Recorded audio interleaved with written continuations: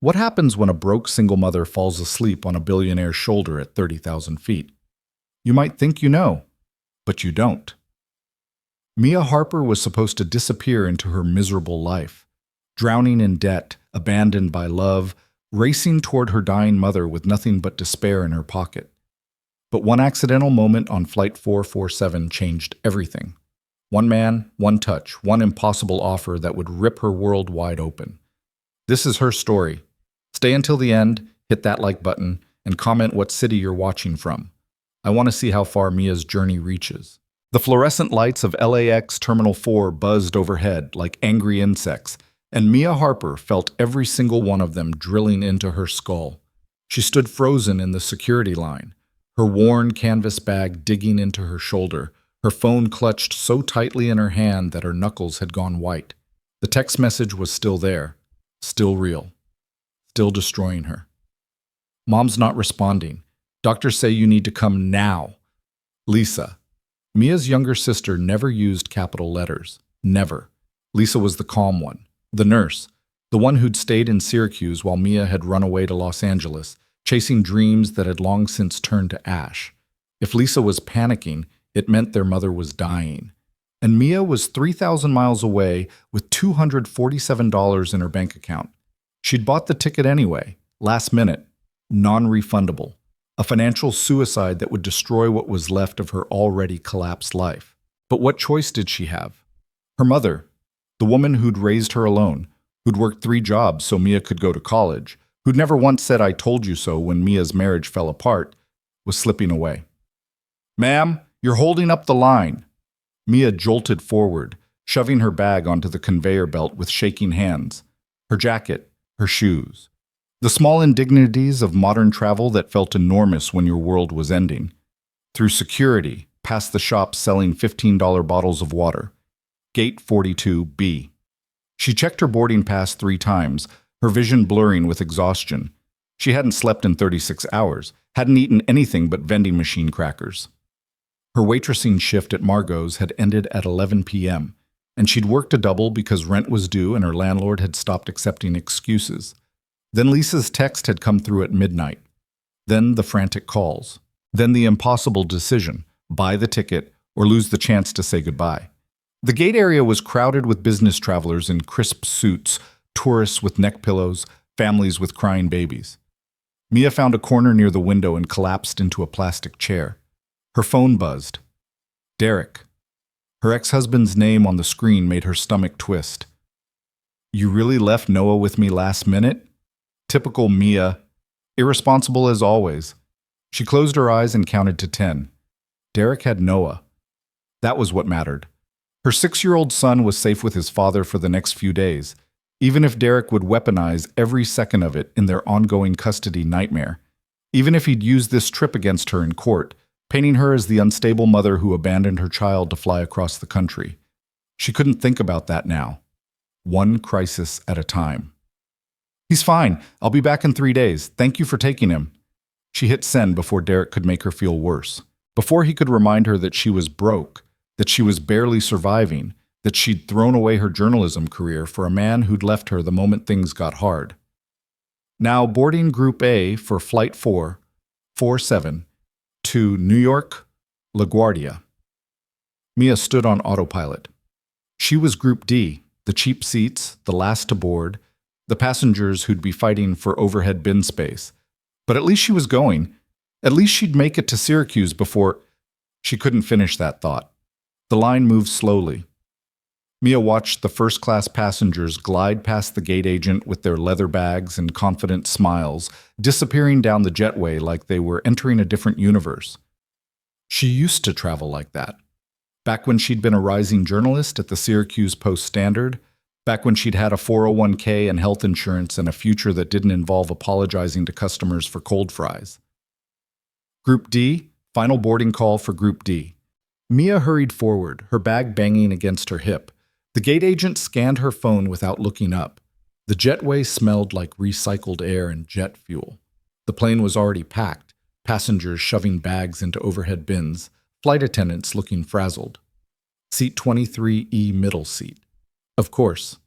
She navigated down the narrow aisle, murmuring apologies as her bag bumped against shoulders. Row 23. Window seat occupied by a teenager with headphones. Aisle seat occupied by... Mia stopped breathing. The man in 23F looked like he'd been photoshopped into economy class by mistake. Mid-30s, maybe. Sharp jawline. Dark hair styled with the kind of casual precision that required either genetics or an expensive barber.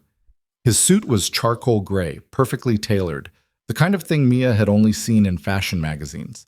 He was reading something on a tablet, his posture relaxed but commanding, like he owned the 3 square feet of space around him. He looked up. Their eyes met. For a moment, Mia forgot how to move. His eyes were gray, not quite blue, not quite green, just clear, intense. The kind of eyes that saw everything and gave away nothing. "Excuse me," Mia managed. That's my seat."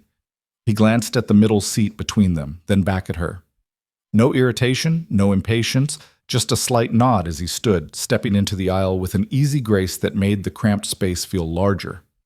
"Of course," he said. His voice was deep, controlled. The kind of voice that was used to being listened to. Mia squeezed past him, hyper-aware of every point where her body came close to his. He smelled good. Not cologne. Something subtler, clean, expensive. She dropped into the middle seat and immediately felt like she was trespassing in a space she didn't belong. The man settled back into his aisle seat and returned to his tablet like she'd already ceased to exist. Mia shoved her bag under the seat in front of her. It didn't fit. She pushed harder. The bag caught on something. "Here." Before she could process what was happening, the man reached down and lifted her bag with one hand, adjusting it effortlessly into the space beneath the seat. His movements were economical, efficient, zero wasted energy. "Thank you," Mia whispered. He nodded once and returned to his reading. Mia buckled her seatbelt with trembling fingers. The exhaustion was hitting her now, crashing over her in waves. Her head felt too heavy for her neck. Her eyes burned. The teenager in the window seat was already asleep, forehead pressed against the glass. The plane pushed back from the gate. Safety demonstrations. Engine roar. The mechanical voice of the captain announcing their flight time to New York. 5 hours and 23 minutes. 5 hours and 23 minutes until Mia would know if her mother was still alive. She leaned her head back and closed her eyes. Tears leaked from beneath her lashes. She was too tired to wipe them away. Too tired to care that she was crying in public. Too tired to hold herself together for one more second. The plane lifted. Mia's breathing slowed. And somewhere between Los Angeles and the night sky, between consciousness and surrender, she felt herself falling. Falling. Falling. Until her head came to rest against something solid, something warm, something that didn't pull away. Mia woke to the sound of the drink cart rattling down the aisle. For a blissful half-second, she didn't remember where she was. Didn't remember her mother. Didn't remember the text message or the impossible ticket price or the fact that her entire life was balanced on the edge of a cliff. Then she opened her eyes and realized her face was pressed against a stranger's shoulder. Oh, God. Mia jerked upright so fast her neck cracked. The man in the aisle seat, the gorgeous, expensive-looking man who'd helped her with her bag, was sitting perfectly still, his tablet dark in his lap. He wasn't reading, wasn't working. He was just sitting there, like he'd been sitting there for a while, like he'd let her sleep on him. "I'm so sorry," Mia blurted, her face flooding with heat. "I didn't mean to. I must have. Oh my God, I'm so sorry." The man turned to look at her, and Mia braced herself for annoyance, disgust, the expression every stranger wore when someone invaded their space on an airplane. But he just smiled. It was a small smile. Barely there, but it reached his eyes, softening something in that sharp, controlled face. "You looked like you needed it," he said simply. Mia's brain short-circuited. What?" "Sleep," he clarified. "You looked exhausted." She was staring. She knew she was staring, but she couldn't stop. Nobody was this calm. Nobody was this kind to a stranger who'd just drooled on their $1,000 suit jacket. "I didn't drool, did I?" The words escaped before Mia could stop them. The man's smile widened, just slightly. No. Are you sure? Positive. Because if I did, I can, I don't know, pay for dry cleaning or... You didn't, he said, and there was something in his voice that made Mia believe him, made her trust him, which was insane, because she didn't trust anyone anymore. The flight attendant appeared beside them, bright smile, tired eyes. Anything to drink? Water, Mia said quickly. Just water, thank you. The man glanced at her, then at the flight attendant. She'll have a coffee as well, and whatever snacks you have available. Mia opened her mouth to protest, but the flight attendant was already nodding, already reaching for cups. The man said it with such quiet authority that arguing felt pointless. You don't have to, Mia started. I know, he said. The coffee came, the water, a small bag of pretzels and a cookie that looked like it had survived nuclear fallout. The man accepted nothing for himself. Mia stared at the items on her tray table like they were alien artifacts. When was the last time someone had bought her anything? When was the last time anyone had noticed she needed something before she asked? She sipped the coffee. It was terrible. It was perfect. Thank you, she said quietly. The man nodded, returning his attention to his tablet. But Mia caught the way his posture had shifted. He wasn't reading. He was just giving her space. They sat in silence for a while. Mia nibbled the cookie, drank the water, tried not to think about what was waiting for her in Syracuse. The hospital, the machines, her mother's face pale against white sheets. Bad flight? Mia looked up. The man was watching her again, his gray eyes steady. Bad life, she said before she could stop herself. Then she laughed, a sharp, broken sound. Sorry, I didn't mean to. It's fine, he said. And somehow, it was. Mia took a breath. My mother's sick, really sick. I'm flying home because she might not make it. She didn't know why she was telling him this. Didn't know why the words were spilling out to a complete stranger when she'd barely been able to say them to her sister. The man's expression shifted. Not pity. Something deeper. Something that looked like understanding. I'm sorry, he said. 2 words. But they weren't empty. They weren't automatic. They were real. Mia felt her throat tighten. Yeah, me too. Silence again. But it wasn't uncomfortable. It was the kind of silence that existed between people who'd both known loss, who'd both carried weight they couldn't put down. You mentioned school fees earlier, the man said carefully. Mia froze. What? When you were sleeping, you said something about school fees and a payment plan. Horror washed over Mia in a cold wave. I talk in my sleep? Apparently. Oh God, what else did I say? The man's lips twitched. Nothing incriminating. Mia covered her face with her hands. This is officially the worst flight of my life. You have a child, the man said. It wasn't a question. Mia lowered her hands, nodded. A son. Noah. He's 6.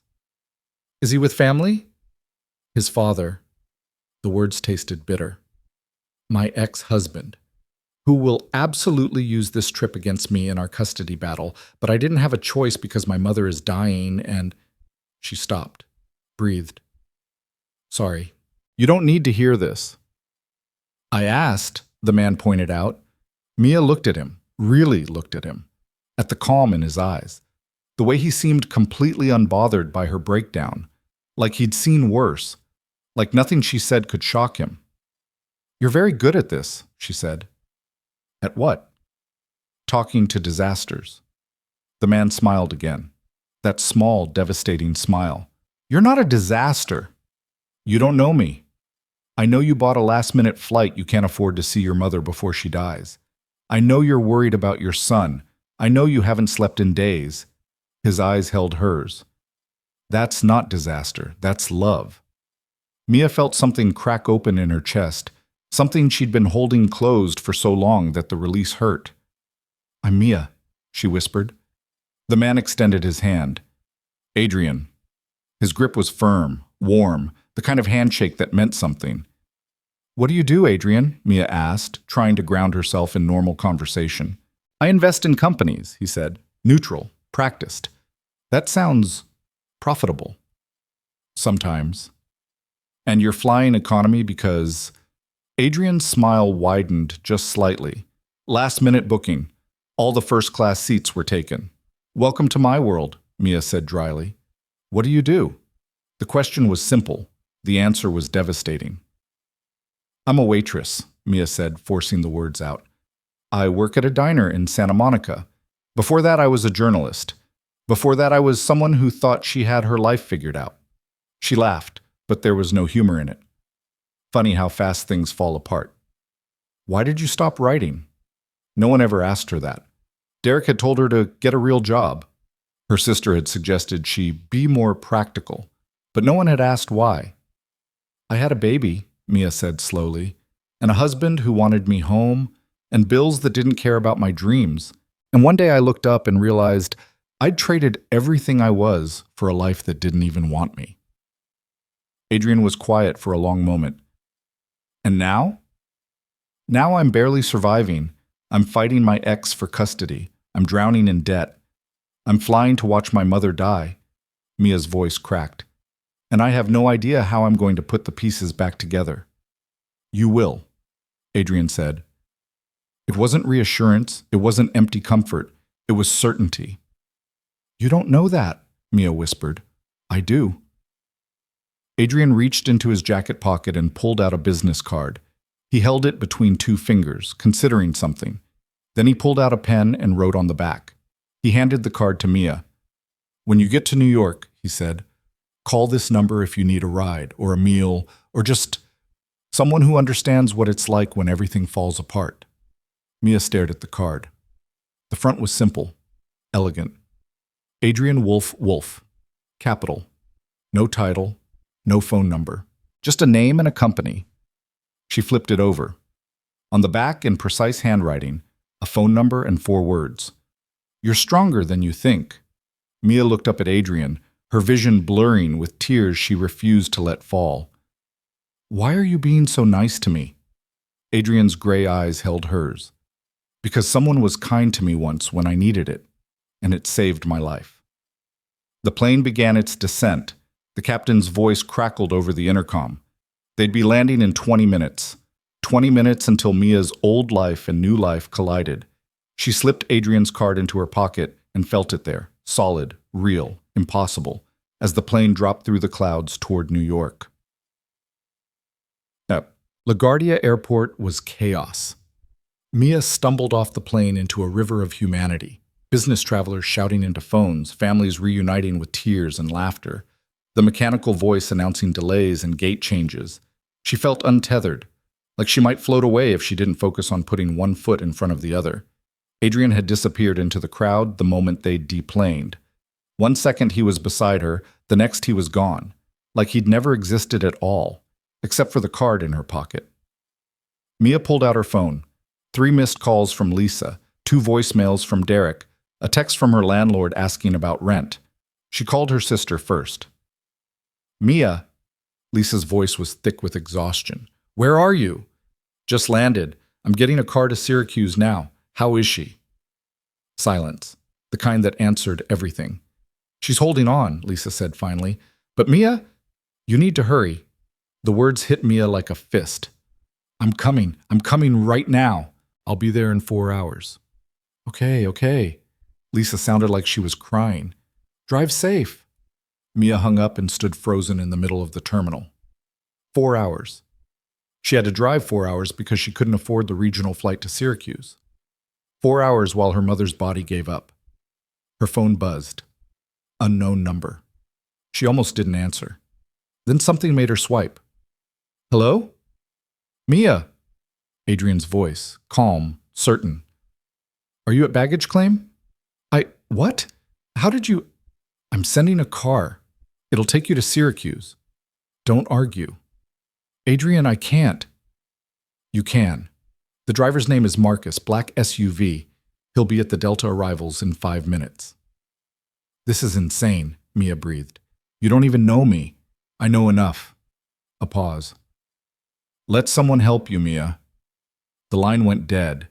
Mia stood there, phone pressed to her ear, while the world moved around her. This didn't happen. Strangers didn't send cars. Billionaires, because that's what Adrian had to be with a company called Wolfe Capital, didn't help broke waitresses from Los Angeles. But 5 minutes later, a black SUV pulled up to Delta arrivals, and a man in a crisp suit stepped out holding a sign with her name on it. "Ms. Harper?" he said. Professional, polite. "I'm Marcus. Mr. Wolfe sent me to drive you to Syracuse." Mia wanted to refuse, wanted to protect her pride. But her mother was dying, and pride was a luxury she couldn't afford. "Thank you," she whispered. Marcus opened the door. The interior was leather and new car smell, and a bottle of water waiting in the cup holder with her name on a post-it note. "Stay strong. A."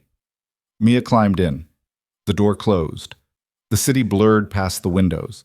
And for the first time in 3 years, Mia Harper let herself believe that maybe, the universe hadn't completely abandoned her. Well, the hospital was a gray building that smelled like disinfectant and despair.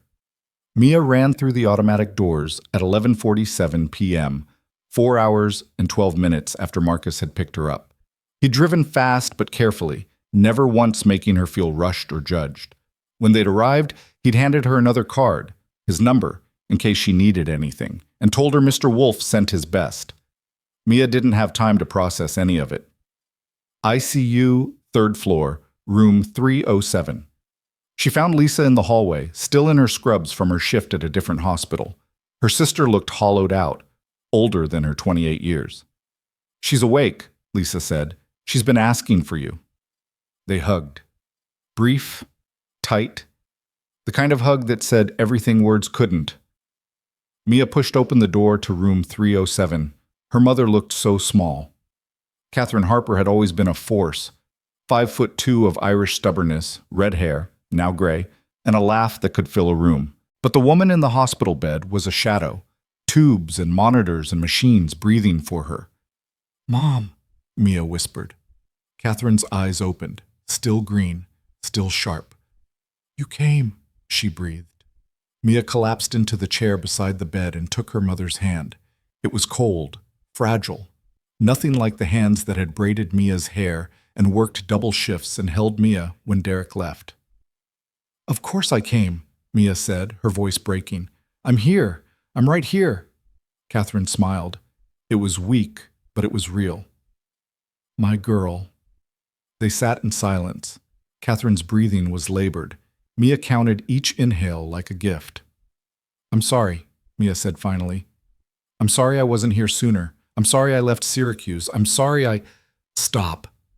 Catherine's grip tightened, barely there, but enough. "You lived. That's all I ever wanted." Mia bit her lip, tasting copper. "I failed, Mom. I lost my career, my marriage. I'm barely keeping Noah. You survived." Catherine's eyes were fierce. "And you'll keep surviving. You're my daughter. You don't know how to quit." Mia wanted to believe that, wanted to feel the strength her mother saw in her, but all she felt was exhausted. They talked through the night, soft words, memories. Catherine drifting in and out of consciousness while Mia held her hand and memorized her face. At 3:17 a.m., Mia's phone buzzed. "Adrian." "How is she?" Mia stared at the message. She shouldn't answer. She didn't owe this man anything, but something in her responded anyway. "Holding on? Barely." 3 dots appeared. Then, "And you?" Mia's vision blurred. "Same." His response was immediate. "I'm in the city. If you need anything, food, a place to rest, just someone to talk to, I'm here." Mia looked at her mother, at the machines, at Lisa asleep in the chair by the window. "Thank you. For everything. I don't know how to repay you." "You don't have to." Mia set the phone down and leaned back in her chair. Outside the window, New York was waking up. The sky was turning from black to gray to pale blue. A new day that her mother might not see the end of. But Mia was here. She'd made it. And somewhere in this impossible city, a man she'd met on a plane was checking on her like she mattered, like she was worth saving. Mia closed her eyes and let herself hope. Just a little. Just enough to keep breathing. Catherine Harper died at 6:42 a.m. on a Tuesday. The monitors went flat. The machines stopped breathing. and Mia felt something inside her shatter so completely that she wasn't sure she'd ever be whole again. Lisa held her while she sobbed. The nurses were kind. The doctor was professional. They spoke in soft voices about next steps in funeral homes and paperwork that needed signing. Mia heard none of it. She just sat there, holding her mother's hand as it grew cold, and wished she could rewind time. Go back to the moment she'd left Syracuse. Make different choices. Be a better daughter. But time didn't work that way. By 9 a.m., they were in the hospital chapel, a small room with uncomfortable chairs and fake flowers, and a silence so thick it felt suffocating. Lisa was on the phone with the funeral director. Mia stared at her hands and felt nothing, just a vast, empty nothing where her heart used to be. Her phone buzzed. Derek. I need Noah back by Friday. Don't even think about extending this trip. Mia's jaw clenched. Her mother had been dead for 3 hours and Derek was already making demands, already treating their son like a bargaining chip. She didn't respond. Couldn't trust herself to be civil. Another buzz. Different number. Adrian. I'm downstairs, cafeteria. If you need coffee or food or just to sit somewhere that isn't a hospital room, I'm here. Mia read the message 3 times. Adrian was here. In Syracuse. At her hospital. A man she'd met on a plane had flown to a city he had no reason to be in just to make sure she was okay. It was insane. It was impossible. And Mia found herself standing up and walking toward the elevator before she could talk herself out of it. The cafeteria was fluorescent bright and smelled like burnt coffee and anxiety. Adrian sat at a corner table, dressed down, dark jeans, gray sweater, but somehow still looking like he'd stepped out of a magazine. He saw her immediately, stood without hesitation. Mia crossed the room on autopilot. When she reached him, she stopped, suddenly unsure. They'd spent 5 hours on a plane together. That didn't mean she could fall apart on him in a hospital cafeteria. She's gone, Mia heard herself say. Her voice sounded strange, distant. My mom. She died this morning. Adrian's face shifted. Not pity, but something raw. Something real. I'm sorry. 2 words again, but they broke something loose in Mia's chest. I don't know what to do, she whispered. I don't know how to... Her voice cracked. She was the only person who believed in me. The only one who thought I could be more than... She gestured vaguely at herself. This. Adrian moved then. He didn't ask permission. He just pulled her into his arms and held her while she cried, right there in the cafeteria, while doctors and nurses and families walked past, while the world kept spinning and Mia's stopped. He smelled like that same clean scent from the plane. His sweater was soft against her face. His arms were solid, safe. Like if she held on tight enough, maybe she wouldn't completely fall apart. When the tears finally stopped, Mia pulled back, mortified. I'm sorry, I just... Don't, Adrian said firmly. Don't apologize for grieving. Mia wiped her face with her sleeve. Noticed people staring. Noticed Adrian didn't care. Why are you here? She asked. In Syracuse. You have no reason to... You needed someone, Adrian said simply. I could be someone. It was such a strange answer, so direct it bypassed every defense Mia had built. I don't understand you, she admitted. Adrian's lips curved slightly. I get that a lot. He guided her to the table. There were 2 coffees waiting, a muffin, a fruit cup. Like he'd known she'd come down. Like he'd been prepared. Mia sank into the chair and wrapped her hands around the coffee cup. The warmth felt good, real, something to anchor her. How long are you staying in Syracuse? Adrian asked. I don't know, a few days. The funeral, settling her estate, which is basically just debt and old photographs. Mia laughed bitterly. Then back to LA to fight Derek for custody of my son and serve overpriced eggs to tourists. What if you didn't go back? Mia looked up sharply. What? Adrian leaned forward, his gray eyes intense. What if you stayed in New York, started over, got back into journalism? I can't just... Mia shook her head. I have Noah. I have rent. I have a life in LA, even if it's a terrible one. Do you? Adrian's voice was gentle but challenging. Or do you have a cage you've convinced yourself is a life? The words hit harder than they should have, because he was right. LA wasn't home. It was just where Mia had landed after the divorce, where she'd taken the first job that would pay her bills and stopped asking herself what she actually wanted. I can't afford New York, Mia said weakly. It's expensive and I'm broke, and what if I told you I could get you a job? Adrian interrupted. A real job. In journalism. Mia stared at him. You're not serious. I'm always serious. Adrian, you barely know me. You can't just, I know enough. He pulled out his phone, typed something quickly, then set it down. I sit on the board of 3 major media companies. One of them is based in Manhattan. They're always looking for talented writers. I could make an introduction. Mia's heart was racing. This was crazy. This whole conversation was crazy. Why would you do that for me? Adrian was quiet for a moment. When he spoke, his voice was softer. 5 years ago, I was drowning. My company was failing. I'd lost people I loved. I was ready to give up. He met her eyes. Someone gave me a second chance when I had no reason to deserve one. It saved my life. Maybe I'm just paying that forward. Mia wanted to argue, wanted to protect herself from hope because hope was dangerous. Hope led to disappointment, but she was so tired of being scared. What would I have to do? She asked quietly. Adrian's expression shifted, something like relief. Have breakfast with me tomorrow. Let me make a call. Show up to one meeting. He paused. That's it. No strings, no obligations, just a door opening. Whether you walk through it is up to you.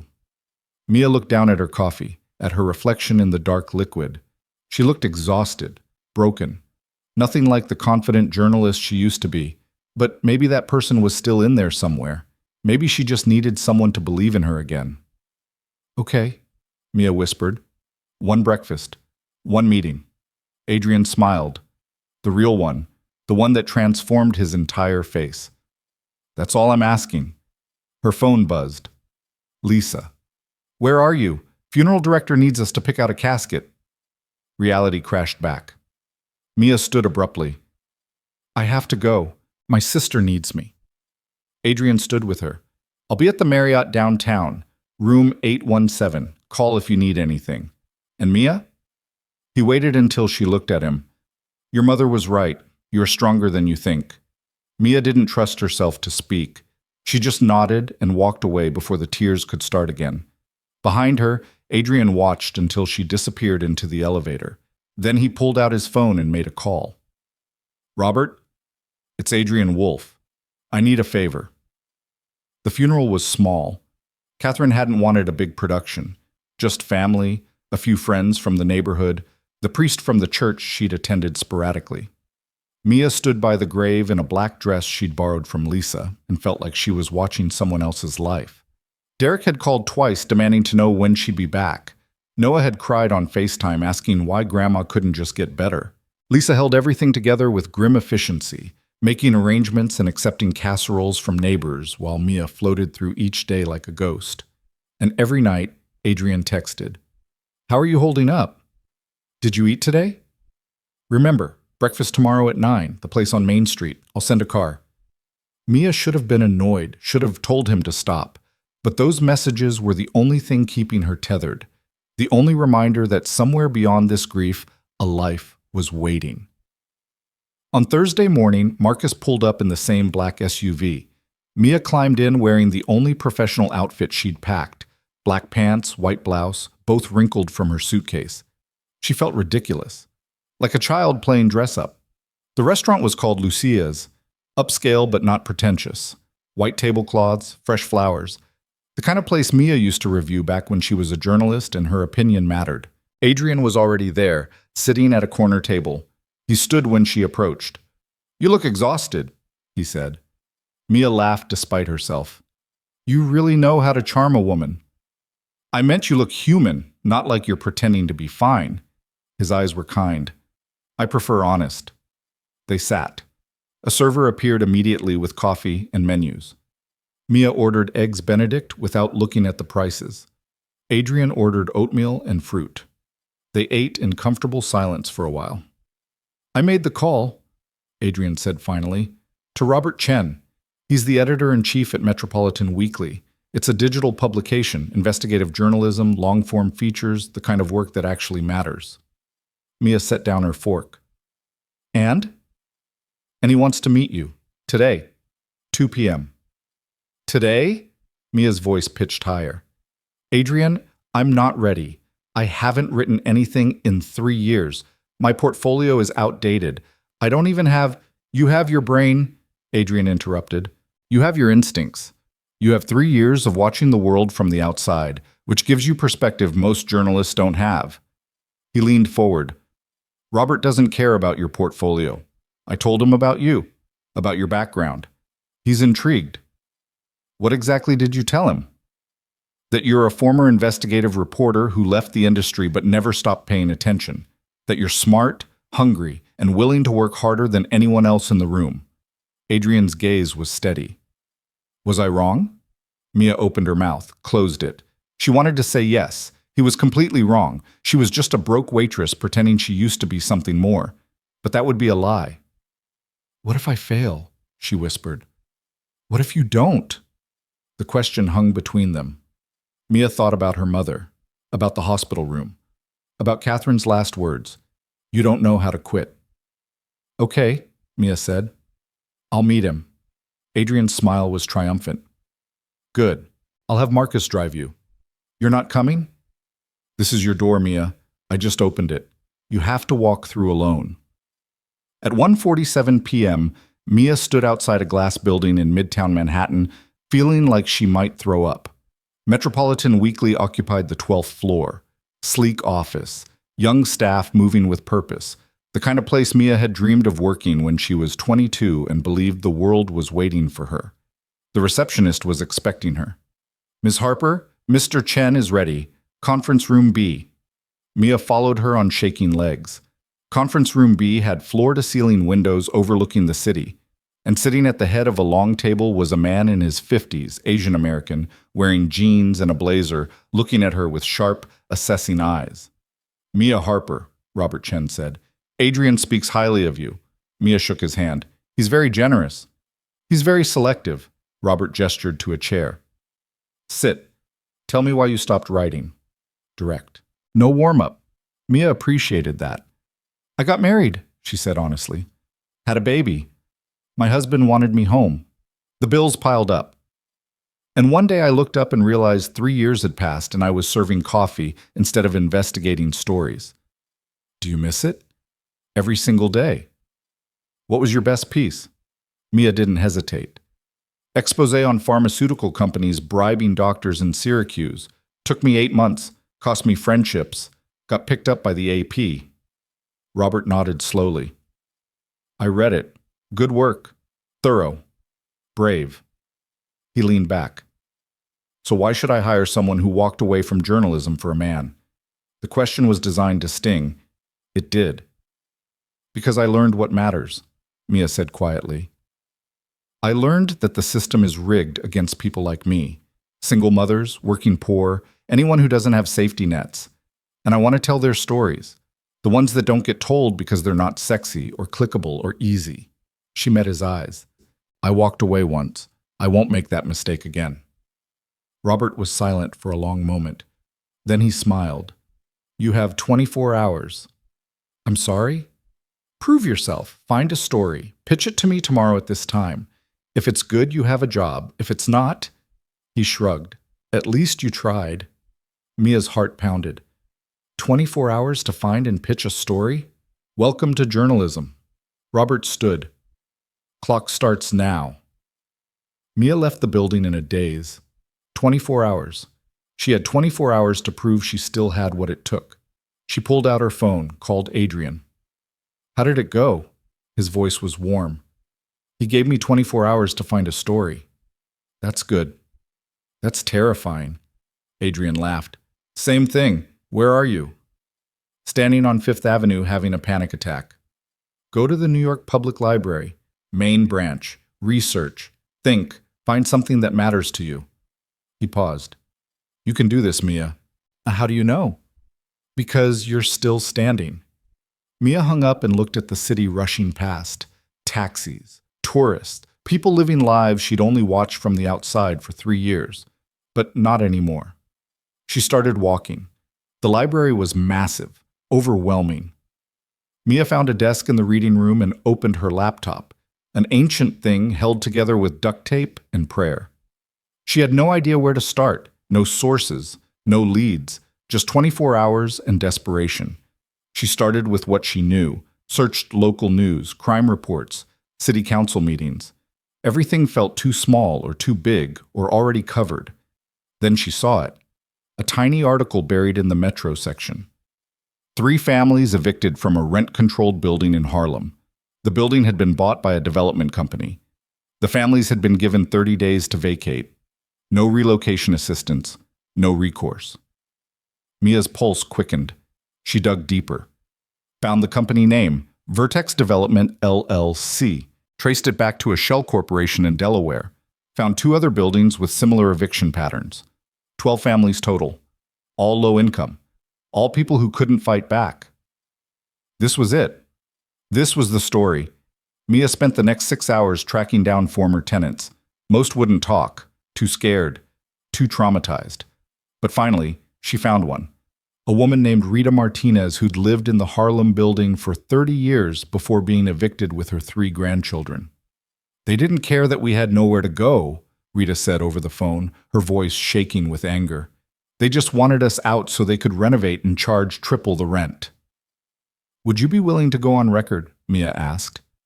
Silence. Then, yes.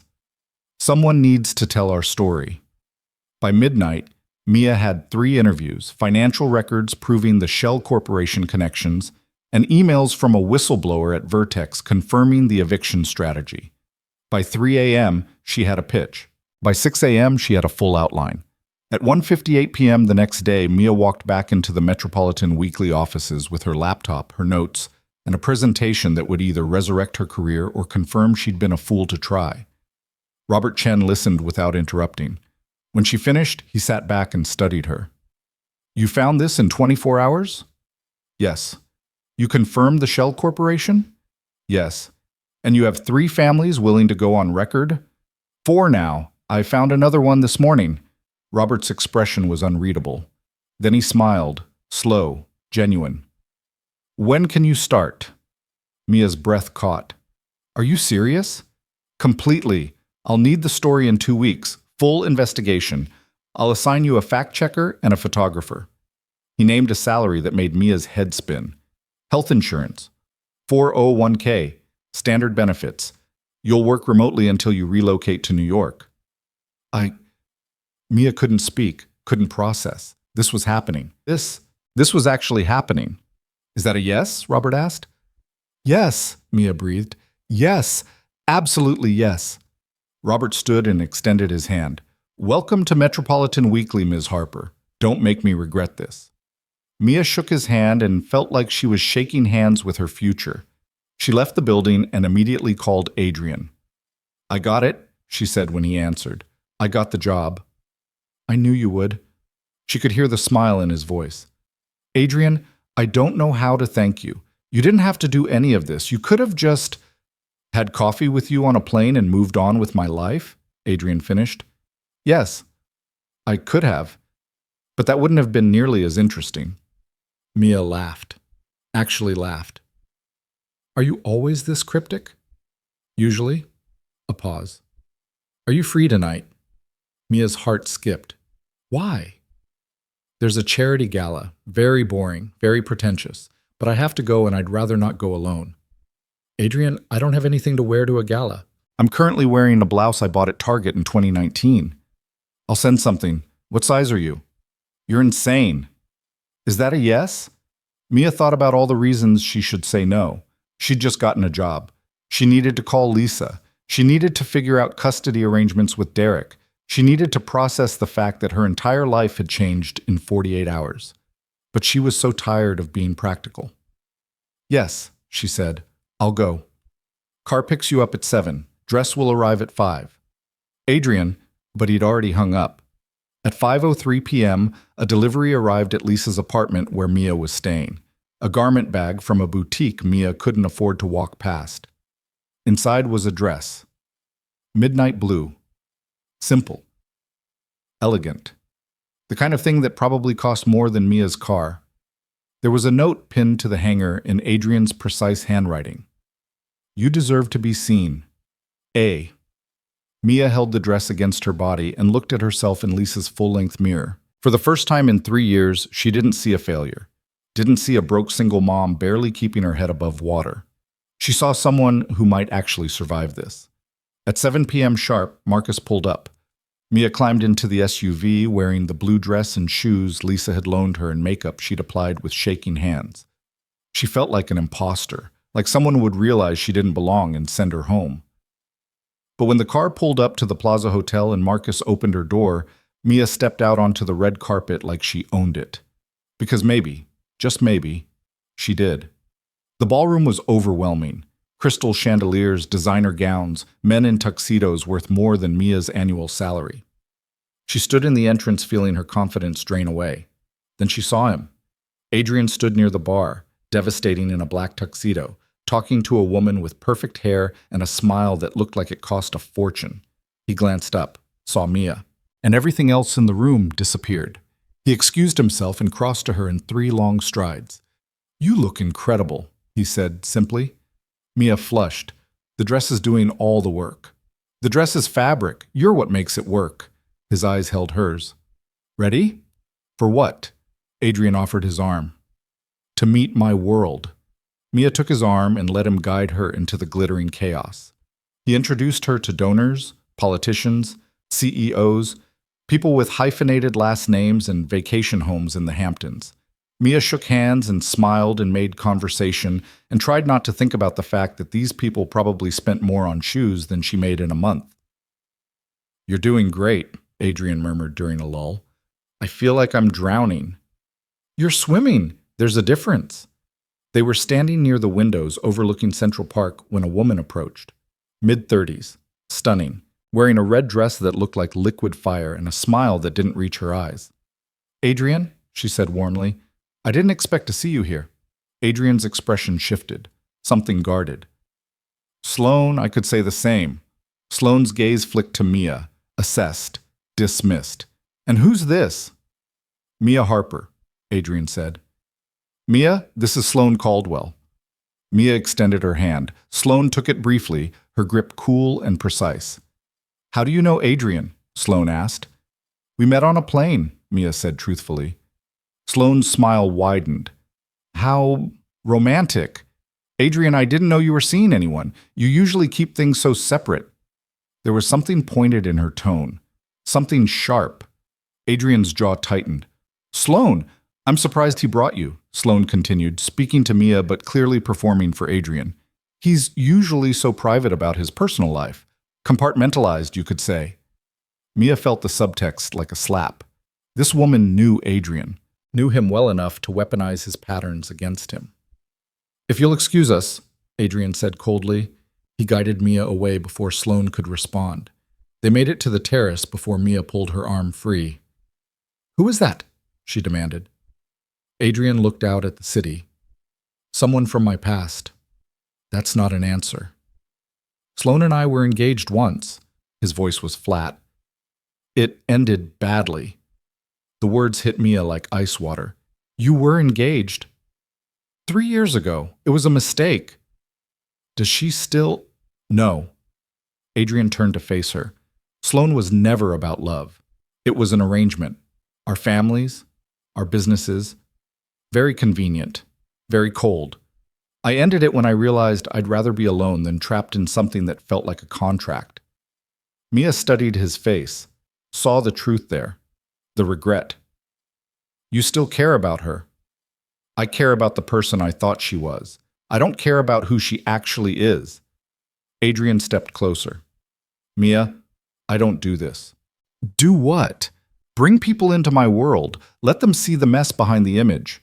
Sloane was right. I keep things separate. But with you, he stopped, shook his head. You're different. Different how? Real. The word hung between them. Real. Like everything else was performance.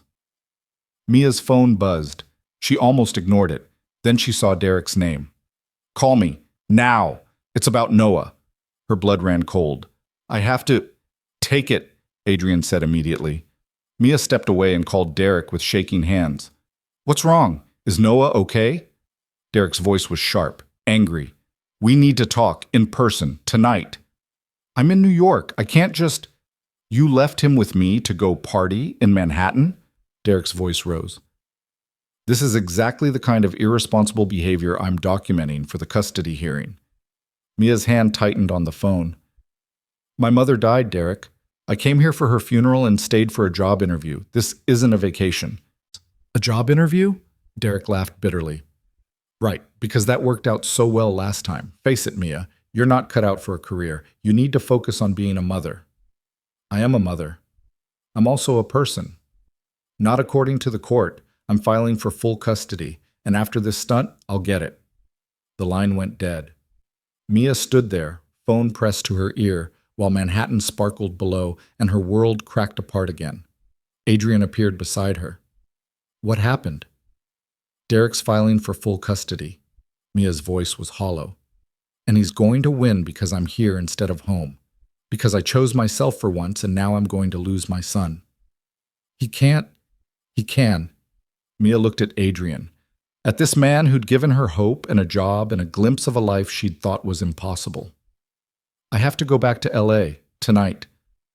Mia, thank you for everything, for the job, for believing in me, but I can't do this. She gestured at the gala, at the dress, at him. This isn't my world. I'm a single mom who can barely pay rent. I don't belong here. Adrian caught her wrist, gently. You belong anywhere you decide to be. Mia pulled away.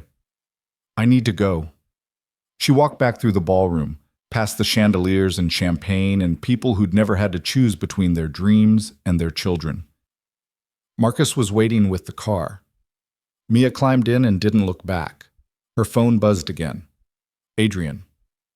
Don't give up, not on the job, not on yourself. Fight for both. Mia stared at the message while the car merged into traffic. Fight for both. Like it was simple. Like the universe allowed women to have careers and children and love all at once.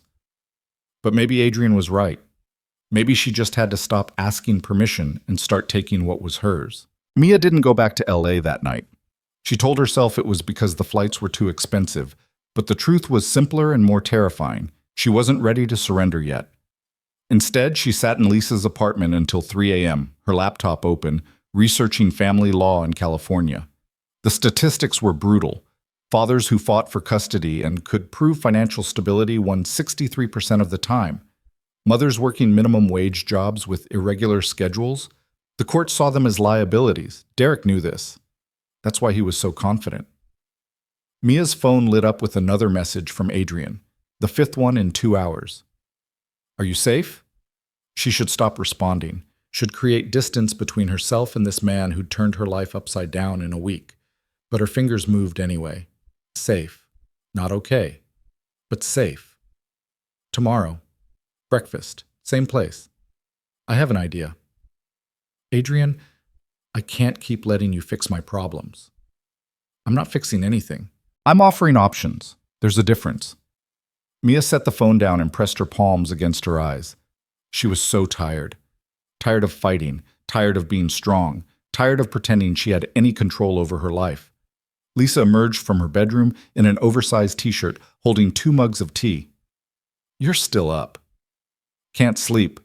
Lisa handed her a mug and sank onto the couch beside her. Tell me about him. Who? The man who sent you a $3,000 dress and has been texting you every 30 minutes since you got home. Mia's cheeks flushed. It's not like that. Mia, I've known you your entire life. I know what not like that looks like. This isn't it. Mia wrapped her hands around the mug, grateful for the warmth. His name is Adrian Wolfe. We met on the flight here. I don't even know how to describe him.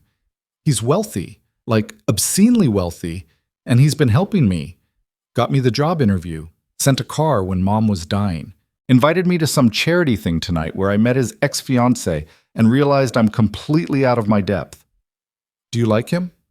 The question was so simple it hurt. I don't know him well enough to like him. Mia said carefully, but he makes me feel like I matter, like I'm not just broken. Lisa was quiet for a moment. Mom would have liked him. Mia's throat tightened. Yeah, she would have. So what are you going to do?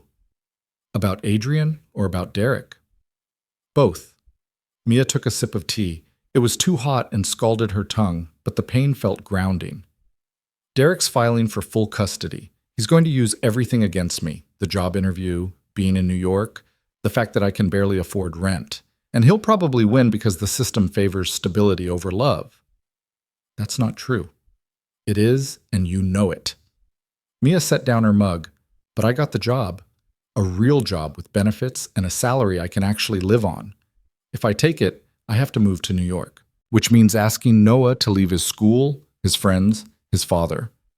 Which means Derek will fight me even harder. And if you don't take it?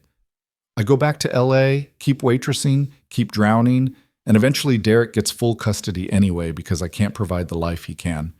Lisa reached over and took Mia's hand. There's a third option. What? You fight, you take the job, you move here, you prove to the court that you're building a stable life for Noah, and you stop letting Derek make you feel like wanting a career makes you a bad mother. Mia wanted to believe it was that simple. Courts don't care about potential. They care about current circumstances. Then change your circumstances. Lisa squeezed her hand. You just spent 24 hours proving you're still an incredible journalist. Now prove you're an incredible mother too. Mia looked at her sister, younger by 3 years but somehow wiser, and felt something shift. Lisa was right. She'd been so busy defending herself that she'd forgotten how to attack. I need a lawyer, Mia said slowly. A good one. Do you have money for a lawyer? No, but I know someone who might know someone. Lisa raised an eyebrow. The billionaire? I'm not asking him for money. I didn't say you were. Lisa stood and headed back toward her bedroom. But Mia? Sometimes accepting help isn't weakness, it's strategy. When Lisa's door closed, Mia picked up her phone, stared at Adrian's last message. Her pride screamed at her not to ask, not to need him, but her love for Noah was louder than her pride. That idea you mentioned. I'm listening. His response came immediately, like he'd been waiting. 9 a.m. I'll explain everything. Lucia's was quieter in the morning, soft jazz playing, the smell of fresh bread. Adrian was already there, same corner table, but this time he wasn't alone. A woman sat across from him, late 40s, South Asian, wearing a sharp suit and an expression that suggested she didn't waste time on pleasantries. Adrian stood when Mia approached. Mia, this is Priya Sharma. She's one of the best family law attorneys in the country. Priya extended her hand. Her grip was firm, assessing. Adrian tells me you're in a custody battle. Mia shot Adrian a look as she sat. You didn't mention you were bringing a lawyer. You didn't ask what my idea was, Adrian said mildly. Priya pulled out a tablet. I've reviewed the basics of your case based on what Adrian shared. Your ex-husband is financially stable, has remarried, owns a home. You're currently unemployed, renting month to month, single, correct? Mia's defenses rose. I just got a job at Metropolitan Weekly. Starting when? 2 weeks. Salary? Mia named the figure. Priya's expression didn't change, but she typed something. That's good, better than waitressing. But you're planning to relocate to New York, which means disrupting your son's current custody arrangement. Derek will argue that you're prioritizing your career over Noah's stability. I'm prioritizing our future, Mia said tightly. I believe you. Courts are harder to convince.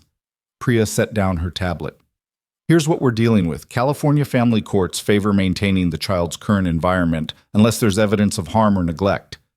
Derek hasn't been negligent, correct? No, he's actually a good father when he's not being a vindictive ex-husband. Then we need to reframe the narrative.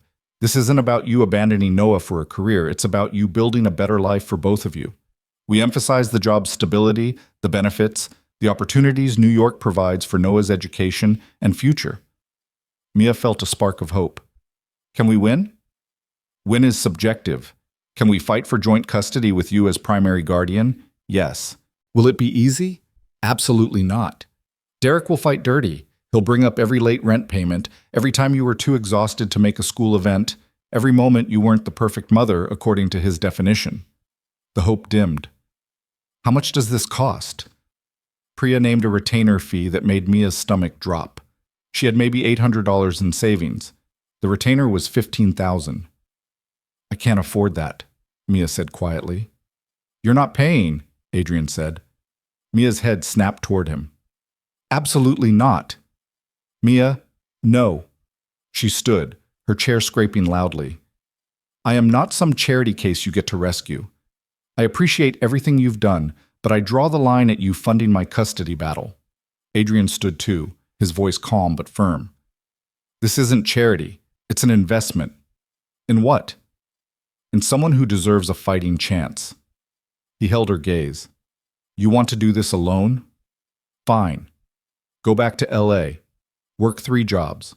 Drain yourself trying to prove you're enough while Derek uses his money and privilege to bury you. Or accept help from someone who wants to see you win. Why? Mia demanded. Why do you care so much about what happens to me? Adrian was silent for a moment. When he spoke, his voice was quieter. Because 5 years ago, I was drowning. My father had just died. The company he built was collapsing. I had investors circling like vultures, ready to tear apart everything he'd worked for. I was 28 years old and completely out of my depth. He paused, his jaw tight. A woman I barely knew, a lawyer who had no reason to help me, stayed up for 72 hours straight helping me restructure the company. She didn't ask for payment, didn't ask for favors. She just believed I was worth saving. And when I asked her why, she said, because someone helped me once when I needed it. Now it's my turn. Adrian's eyes met Mia's. That woman died 2 years ago, cancer. And I never got to pay her back. So maybe this is how I honor her memory, by being the person who helps someone else when they need it. Mia felt tears burning behind her eyes. I don't know how to accept this. You don't have to know. You just have to say yes. Priya cleared her throat gently. I'll give you 2 a moment. Mia, think about what you want, not what you think you deserve, what you actually want. Then call me. She handed Mia a business card and left. Mia sank back into her chair. Adrian sat across from her, patient. I want my son, Mia whispered. I want a career that matters. I want to stop feeling like I'm failing at everything. Then fight for it. And if I lose? Then you lose having tried, which is different than losing because you gave up. Mia looked down at Priya's card, at the future it represented. A future where she didn't have to do everything alone, where accepting help wasn't weakness. Okay, she said finally, but I'm paying you back, every cent. I don't care how long it takes. Adrian's smile was small but genuine. Deal. 2 days later, Mia was on a plane back to Los Angeles. Not running away this time. Preparing for war. Priya had filed an emergency motion to modify the custody agreement, citing Mia's new employment and changed circumstances. Derek had responded within hours with his own filing, demanding full custody based on Mia's unstable lifestyle and pattern of prioritizing personal ambitions over parental responsibilities. The hearing was set for 3 weeks out. 3 weeks to build a case. 3 weeks to prove she was fit to be Noah's mother. Marcus drove her from LAX to her apartment in Santa Monica. The building looked smaller than she remembered, shabbier. The landlord had taped an eviction notice to her door for missing last month's rent. Mia ripped it down and let herself inside. The apartment smelled stale. Her mail was piled by the door, bills mostly. A letter from Noah's school about unpaid fees. A reminder about her car registration. The life she'd left behind was waiting for her, like a prison sentence. Her phone rang. Derek. You're back, he said without preamble. I'm back. I got the custody modification notice. You're actually doing this? Fighting me? I'm not fighting you. I'm fighting for Noah. Derek laughed, sharp and bitter. You can't win, Mia. I have a house, a stable job, a wife who's actually home when Noah gets off the bus. What do you have? A job offer in another state and an eviction notice on your door. Mia's blood ran cold. How do you know about the eviction notice? I have my sources. You've been watching me? I've been documenting. There's a difference. His voice hardened. Drop this custody modification. Accept supervised visitation. Make this easy on everyone. Supervised visitation? Mia's voice rose. Derek, I've never hurt Noah. I've never been negligent. I'm his mother. You're a mess. And I'm not letting our son suffer because you're too proud to admit you can't handle being a single parent. The line went dead. Mia stood in her apartment, surrounded by evidence of her failures, and felt rage burn through the exhaustion. Derek thought he'd won, thought she'd collapse under pressure like she had during the divorce, but he'd forgotten something important. Mia had already lost everything, which meant she had nothing left to lose. She called Priya. I need everything, Mia said when the lawyer answered. Bank statements, employment records, anything that proves Derek isn't the saint he's pretending to be. What are you thinking? He's watching me, documenting my life. But I was married to him for 4 years. I know things too. Priya was quiet for a moment. Mia, if we go this route, it gets ugly. Derek will retaliate. He'll dig into every mistake you've ever made. Let him. I'm done playing defense. Good. Send me everything you have. We're building our case.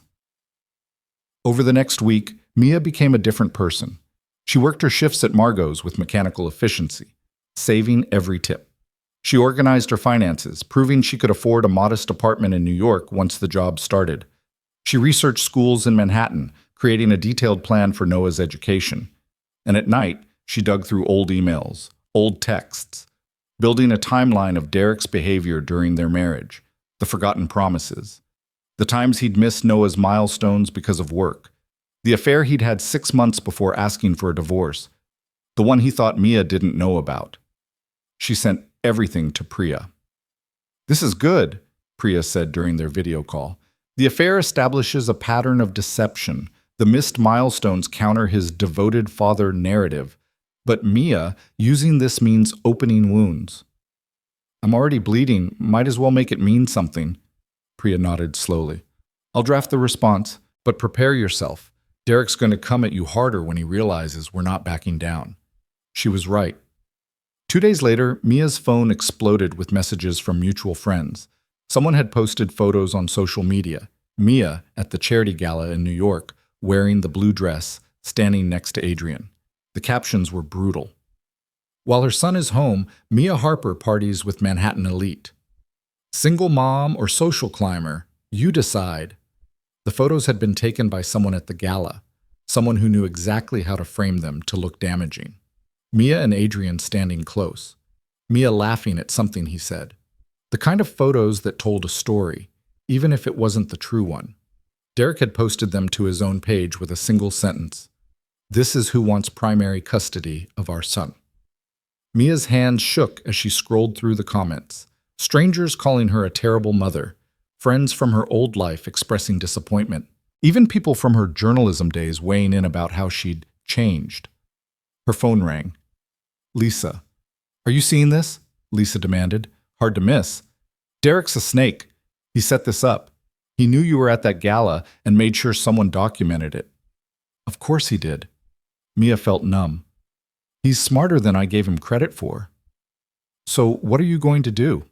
Mia looked at the photos again, at herself in that beautiful dress, standing next to a man who'd shown her kindness when her world was ending. She looked happy in those photos, alive, like someone who still had hope.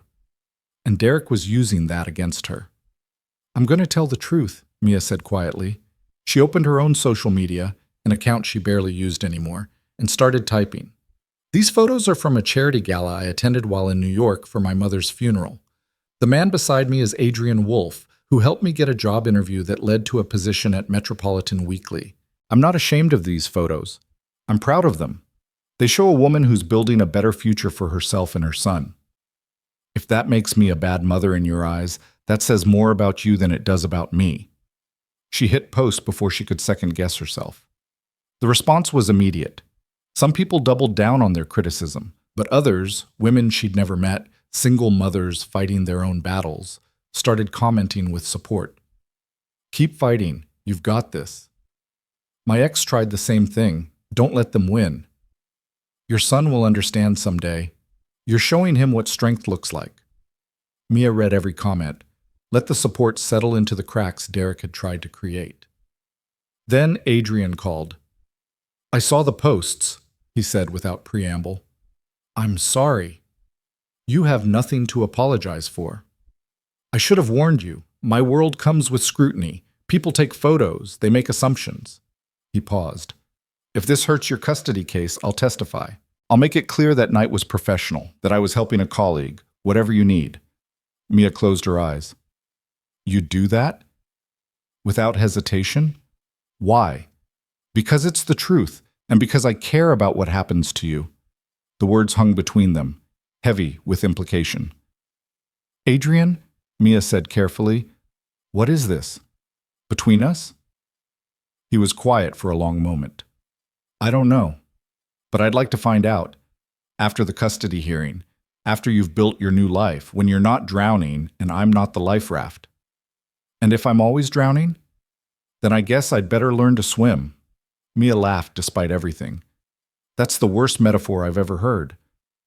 I'm better with business deals than poetry. Clearly.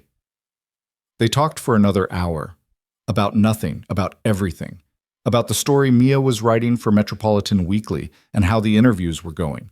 About Adrian's latest investment and why he was considering selling one of his companies. Normal conversation. Like they were normal people. When they finally hung up, Mia felt lighter. Not fixed, not saved, just less alone. The custody hearing arrived like an execution date. Mia wore a borrowed suit and her mother's pearl earrings, the only jewelry Catherine had owned worth anything. Priya met her outside the courthouse, professional and unreadable. Remember, Priya said, stay calm. Answer questions directly. Don't get emotional. Don't engage with Derek's provocations. What if he wins? Then we appeal. But Mia, Priya's expression softened slightly. You've built a strong case. Trust the work we've done. Inside, the courtroom was smaller than Mia expected. Derek sat with his lawyer, an expensive suit, shark eyes. His wife, Jennifer, sat in the gallery, her hand resting protectively on her pregnant belly. Mia's stomach twisted. She hadn't known Jennifer was pregnant. Derek had started a new family, a better family, one that wouldn't complicate his narrative of the unstable ex-wife. The judge entered. Everyone stood. The hearing began.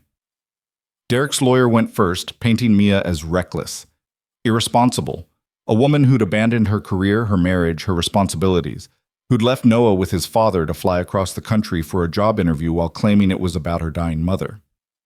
Ms. Harper had options, the lawyer said smoothly.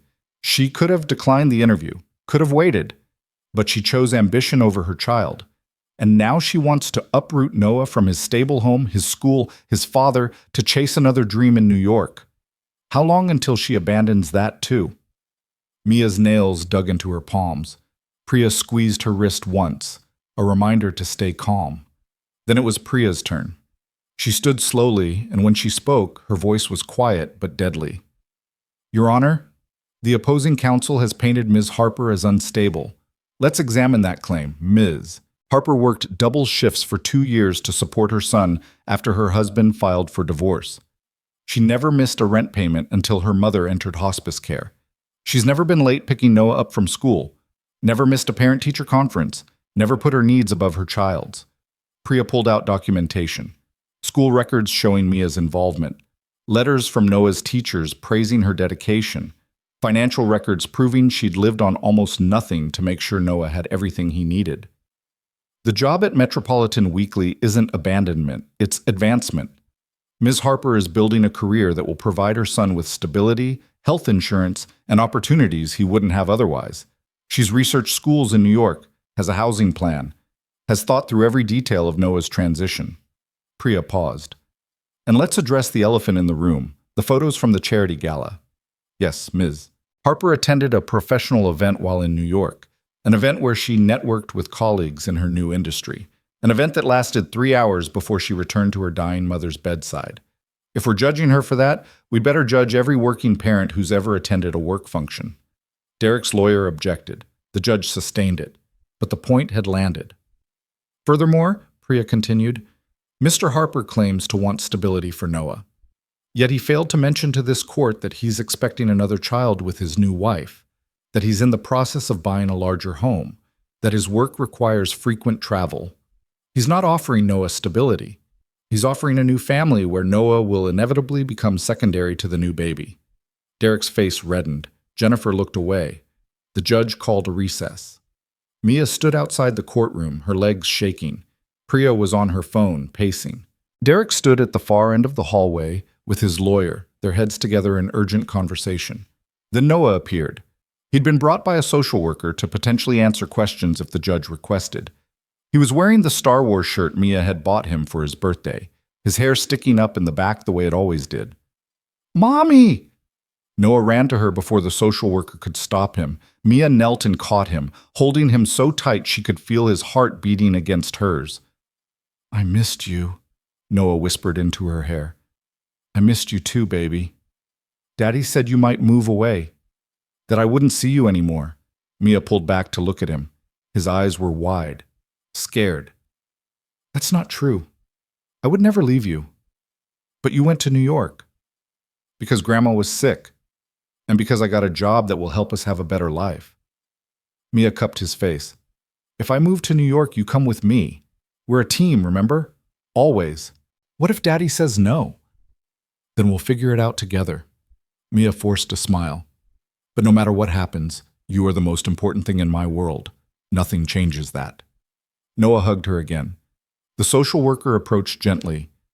"We need to bring him back inside." Mia let go, watching her son walk away. He turned back once, waving.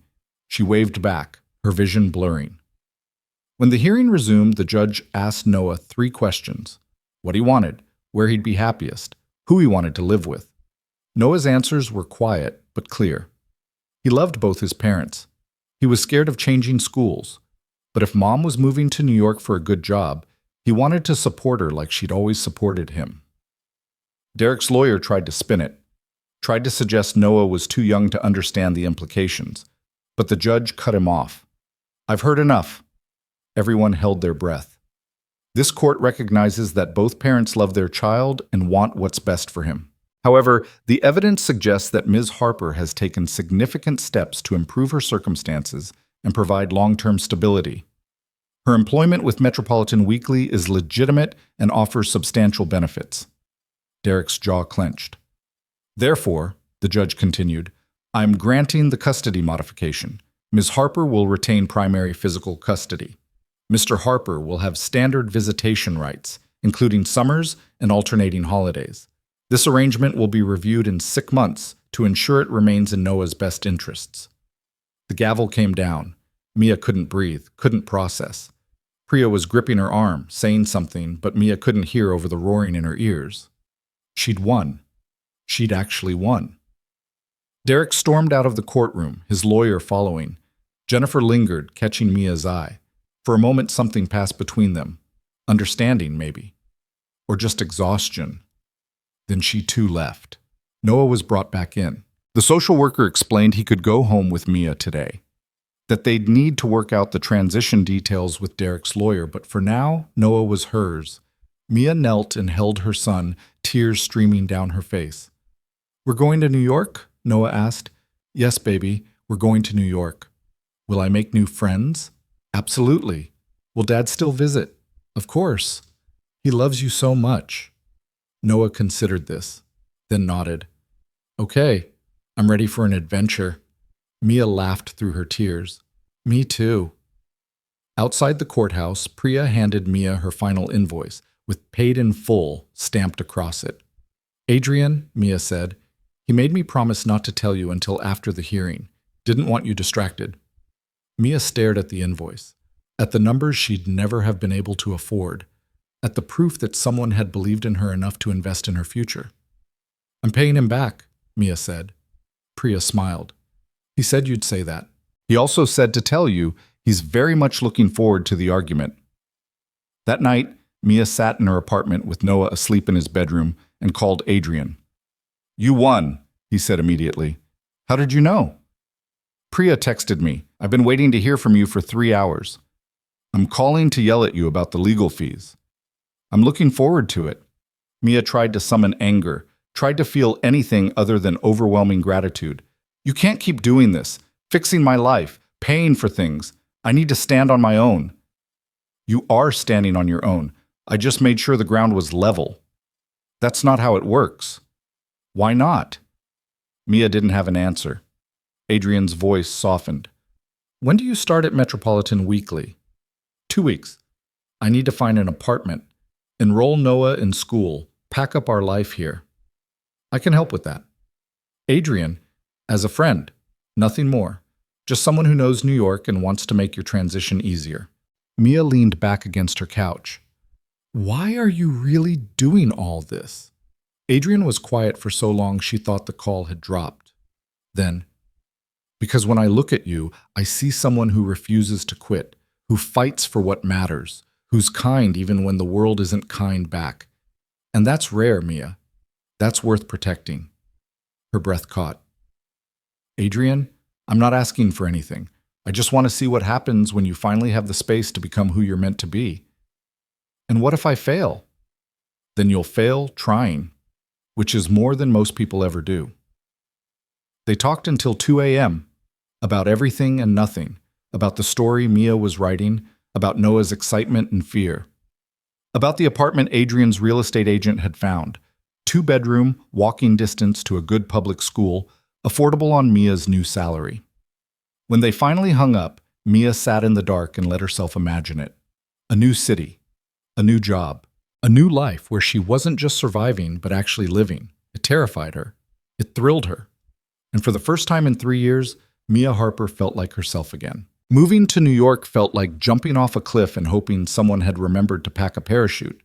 Mia spent 2 weeks dismantling the life she'd built in Los Angeles, or rather, the life that had built itself around her while she wasn't paying attention. The cramped apartment, the closet full of waitress uniforms, the neighbors who'd heard her crying through thin walls but never asked if she was okay. Noah treated it like the adventure she'd promised. He packed his toys with the seriousness of a general planning a campaign, debating which action figures were essential and which could be retired to live with Dad. Derek had been surprisingly civil during the transition, though Mia suspected his lawyer had advised him to play nice. He'd see Noah for 2 weeks in July and 2 weeks in December, plus alternating spring breaks. It wasn't enough time, but it was fair. On their last night in LA, Mia stood in the empty apartment and tried to feel something. Nostalgia, maybe. Relief. But all she felt was tired. This place had never been home.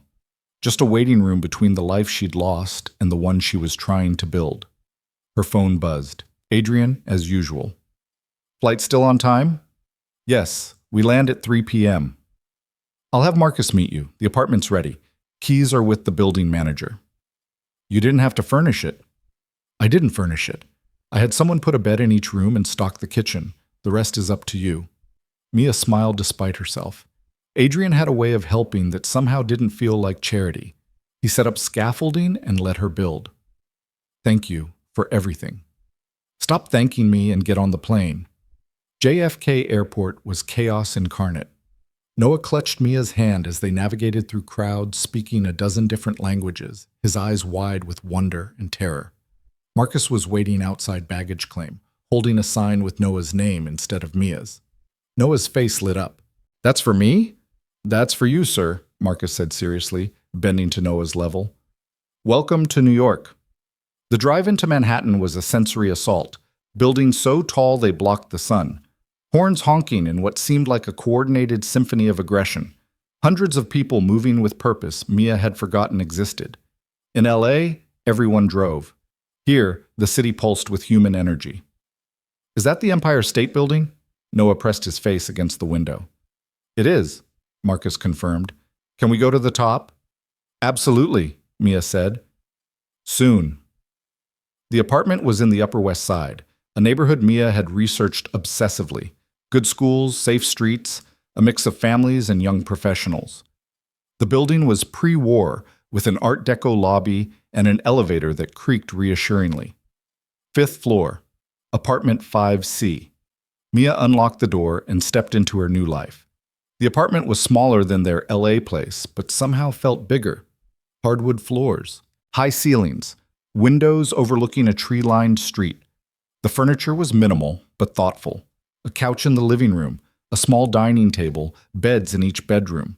In Noah's room, someone had left a stuffed animal on the pillow, a dog wearing a tiny New York Yankees cap. Noah picked it up, delighted. "Is this mine?" "Looks like it," Mia said, her throat tight. In the kitchen, she found groceries. Not just basics, actual food. Bread, milk, eggs, pasta, sauce, fruit, coffee, and a note in Adrian's precise handwriting. "Welcome home. Dinner tomorrow at 7 if you're not too exhausted. No pressure. A." Mia leaned against the counter and let herself breathe. This was real. She'd actually done it. Torn her life apart and reassembled it 3,000 miles away. She was either incredibly brave or monumentally stupid, and she wouldn't know which until it was too late to change course. "Mom?" Noah appeared in the doorway. "I like it here." That was all the confirmation she needed. Her first day at Metropolitan Weekly arrived with the subtlety of a freight train. Mia dropped Noah at PS 87, a public school with art programs and a teacher who'd promised to look out for the new kid from California. She watched him disappear into the building, her heart in her throat, then forced herself to walk away. He'd be fine. She'd be fine. They were both starting over. The Metropolitan Weekly offices were in a sleek building in Chelsea, all glass and exposed brick. The editorial floor buzzed with energy, journalists arguing over story angles, fact-checkers on phones, the smell of coffee and deadline anxiety. Robert Chen's assistant showed Mia to her desk. It was small, tucked in a corner, but it had a window. Her own window, with a view of the High Line and the Hudson beyond. "Team meeting in 10, the assistant said. "Conference room. Robert will introduce you." Mia barely had time to log into her computer before she was shepherded into a room full of strangers. 20 journalists, all younger and sharper than she remembered being. Robert stood at the head of the table. "Everyone, this is Mia Harper. Some of you might remember her byline from the Syracuse days. She's joining us to work on investigative features. Mia, you want to tell them about your current project?" 20 pairs of eyes turned to her. Mia's mouth went dry. She hadn't pitched to a room in 3 years, hadn't defended her ideas, hadn't been a journalist, not really, since before Noah was born. But her mother's voice echoed in her head. "You don't know how to quit." "I'm investigating systematic displacement of low-income families in Harlem," Mia said, forcing her voice steady. "Development companies buying rent-controlled buildings through shell corporations, then evicting long-term tenants without proper compensation or relocation assistance. I've got 4 families on record, financial documents proving the corporate structure, and a whistleblower inside one of the companies. It's a story about who gets to stay in New York and who gets pushed out when they can't afford to fight back." The room was quiet. Then a woman in her 30s with sharp eyes and sharper cheekbones leaned forward. "Lauren Kim, senior editor. That's a solid pitch. What's your angle? There have been dozens of gentrification stories." "The angle is accountability," Mia said. "These aren't faceless corporations. They're specific people making specific decisions. I want names. I want to show the public exactly who's profiting from displacement." Robert smiled. "That's why she's here. Mia, you've got 3 weeks. Lauren will be your editor. Make it count." After the meeting, Lauren cornered Mia by the coffee machine. "You've got guts pitching aggressive accountability journalism on day 1, Lauren said. "Not hostile, just assessing. Was that a mistake?" "No, but it means you can't fail. Robert's betting on you. Don't make him regret it." Mia nodded. "I won't." "Good." Lauren handed her a coffee. "Welcome to the jungle. Try not to get eaten." The next 3 weeks were a blur of interviews, fact-checking, and late nights after Noah went to bed. Mia tracked down city records, cross-referenced property transfers, built timelines of evictions. She interviewed families who'd been displaced, lawyers who'd tried to fight it, housing advocates who'd seen this pattern repeat for decades. And slowly, the story took shape. It wasn't just about one company or one neighborhood. It was a systematic gutting of affordable housing across New York, enabled by loopholes in rent control laws and enforced by landlords who knew tenants couldn't afford to fight back. The face of it was a man named Marcus Brennan, not her driver Marcus, but a real estate developer who'd made millions displacing the poor while positioning himself as a philanthropist who cared about urban renewal. Mia wrote until her fingers cramped, revised until her eyes burned. Lauren edited with brutal precision, pushing Mia to dig deeper, verify harder, make every sentence earn its place. "This is good," Lauren said during their final review. "This is the kind of journalism that gets shared, that makes people angry enough to demand change. Or angry enough to sue us," Mia pointed out. "That's what lawyers are for. But Mia, you did it. You're back." The story published on a Thursday. Within 6 hours, it had been shared 50,000 times. Within 12, Mia's inbox was flooded. Hate mail from landlords, gratitude from displaced families, interview requests from news outlets, and one message that made her heart stop. It was from Adrian. "Congratulations. I knew you could do it. Dinner tonight to celebrate?" Mia stared at the message. She'd barely seen Adrian since arriving in New York. He'd texted regularly, checking on Noah, asking how work was going, sending random observations about the city, but they hadn't met in person. She told herself it was because she was busy. The truth was messier. She didn't know what Adrian was to her. Friend? Benefactor? Something more complicated? "Can't tonight. Noah has a school thing. Rain check? Tomorrow then. I'm not letting you off that easy." The school thing was real, a showcase where students presented projects to parents. Noah had made a diorama of the solar system and was vibrating with excitement to show her. Mia wouldn't have missed it for anything. She stood in the school gymnasium surrounded by other parents, most of whom looked like they'd stepped out of a J. Crew catalog, and felt the familiar imposter syndrome creeping in. These were real New Yorkers. People who knew which subway lines to take and where to get the best bagels and how to navigate the city's unwritten social codes. Mia was just faking it and hoping no one noticed. "Ms. Harper?" Mia turned. Noah's teacher, Ms. Rodriguez, approached with a warm smile. "I wanted to tell you how well Noah's adjusting. He's made friends quickly, very bright, very curious." Relief flooded through Mia. "Thank you. I was worried about the transition." "Kids are resilient, especially when they feel supported at home." Ms. Rodriguez lowered her voice. "I read your article today, the one about housing displacement. Important work." Mia blinked. "You read it?" "My family went through something similar in the Bronx. We were lucky. My parents fought and won, but I know a dozen families who weren't as fortunate." She squeezed Mia's arm. "Thank you for telling their stories." After the showcase, Mia and Noah walked home through streets lit by autumn twilight. Noah chattered about his friends, Tyler, who collected Pokemon cards, Emma, who could do a backflip, Marcus, who had the same name as their driver, which was hilarious. "Do you like it here?" Mia asked. Noah considered seriously. "I miss Dad and my old room, but yeah, I like it. New York is cool." "Just cool?" "Really cool." He grinned up at her. "We're having an adventure, remember?" Mia ruffled his hair. "The best adventure." That night, after Noah was asleep, Mia opened her laptop to find 300 new emails. Most were supportive. Some were threats. One was from Marcus Brennan's lawyer, demanding a retraction and threatening legal action. She forwarded it to Metropolitan Weekly's legal team and kept working. Friday night, Adrian sent a car. Mia had protested. She could take the subway. She wasn't helpless, but Adrian had been insistent. Marcus arrived at 7 p.m., and this time Adrian was in the back seat. "I got tired of waiting," Adrian said by way of greeting. Mia climbed in, suddenly self-conscious. She'd changed 3 times, settling on dark jeans and a silk blouse that Lisa had insisted she pack. Nothing fancy. Just herself, slightly polished. "Where are we going?" she asked. "You'll see." The restaurant was in the West Village. Intimate, candlelit. The kind of place that didn't advertise because it didn't need to. Adrian had reserved a corner table, quiet enough for conversation, but public enough to feel safe. "How's Noah adjusting?" Adrian asked after they'd ordered. "Better than me, honestly.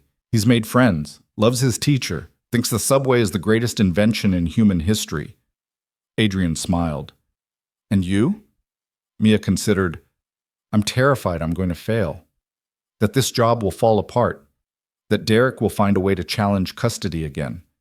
That I'll wake up one day and realize I've made a terrible mistake. That's not failure. That's normal human anxiety.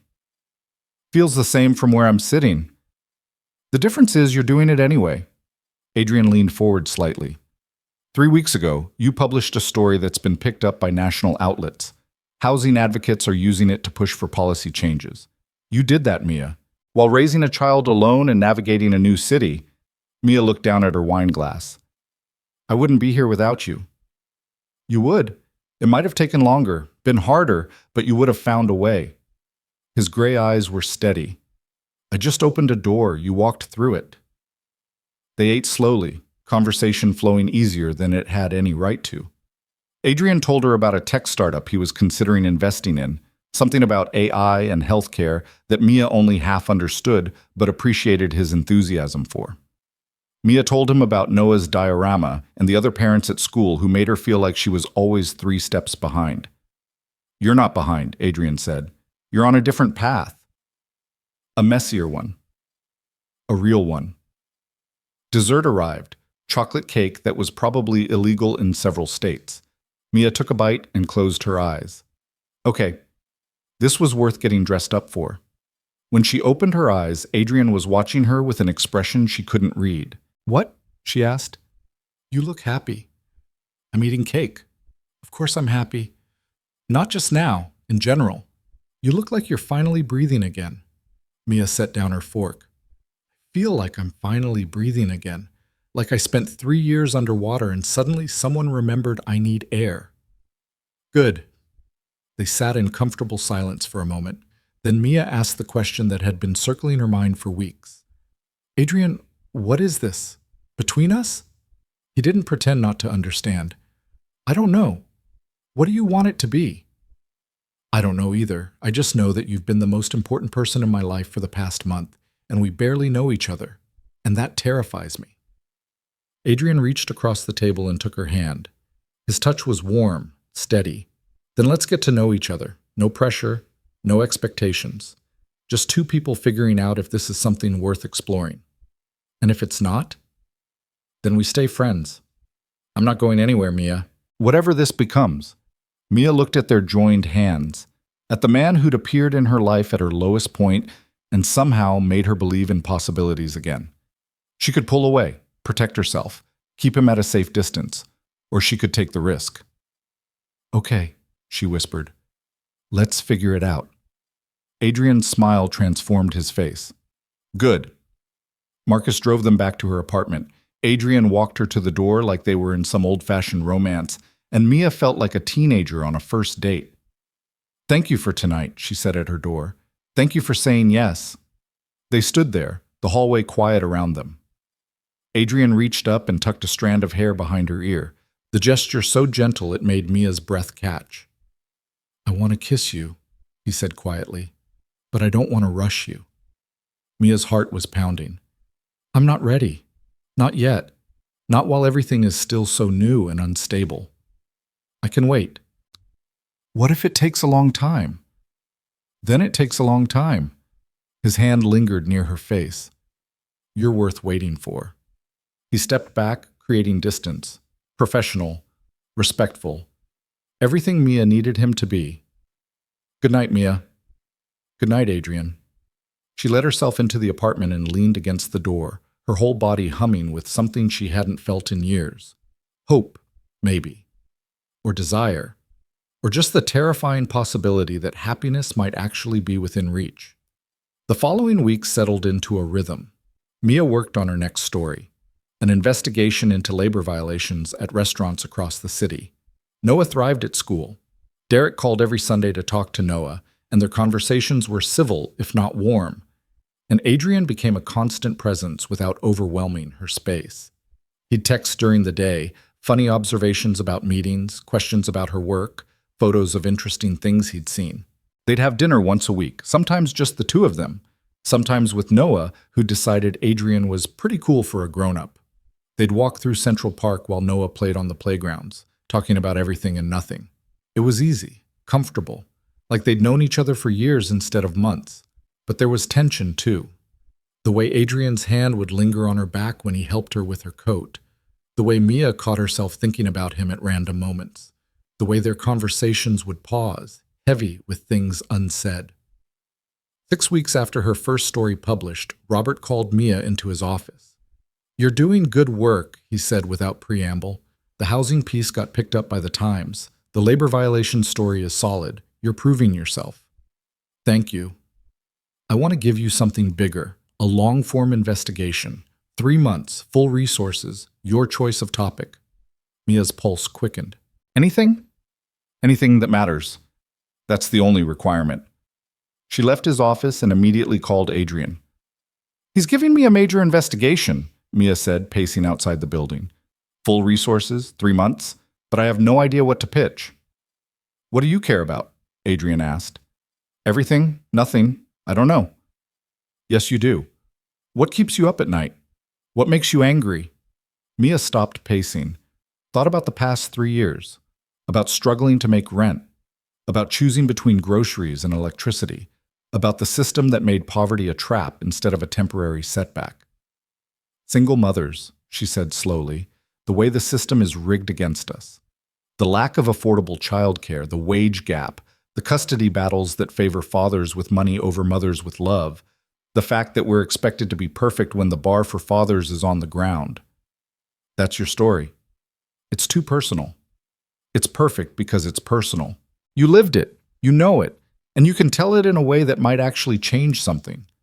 Mia leaned against the building, her mind already racing. She could do this. Interview dozens of single mothers, track policy failures, show the data behind the struggle, make people understand that this wasn't about individual failures, it was systematic abandonment. "I'm pitching it Monday," she said. "I know you are." Monday morning, Mia walked into Robert's office with a 10-page proposal.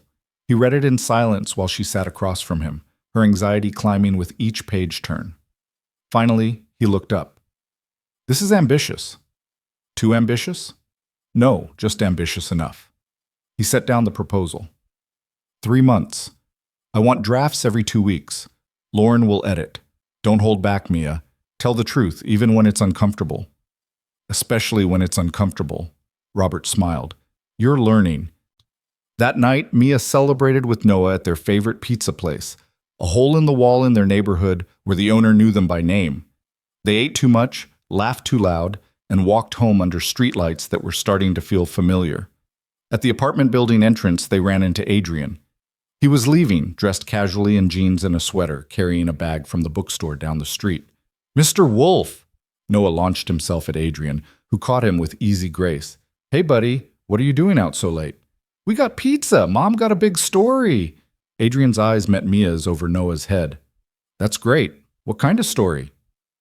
"I'll tell you about it later," Mia said, suddenly shy about her excitement. "Dinner tomorrow?" Adrian asked. "Both of you. I know a place that has the best mac and cheese in the city." Noah gasped. "Can we, Mom?" "Yes," Mia said, unable to fight her smile. "We can." The next night, they went to a family-friendly restaurant in Brooklyn. Noah talked non-stop about his school play. He'd been cast as a tree, which he assured them was a very important role. Adrian asked questions like he genuinely cared about the intricacies of being theatrical scenery. After Noah excused himself to look at the fish tank, Adrian turned to Mia. "You're different tonight, lighter."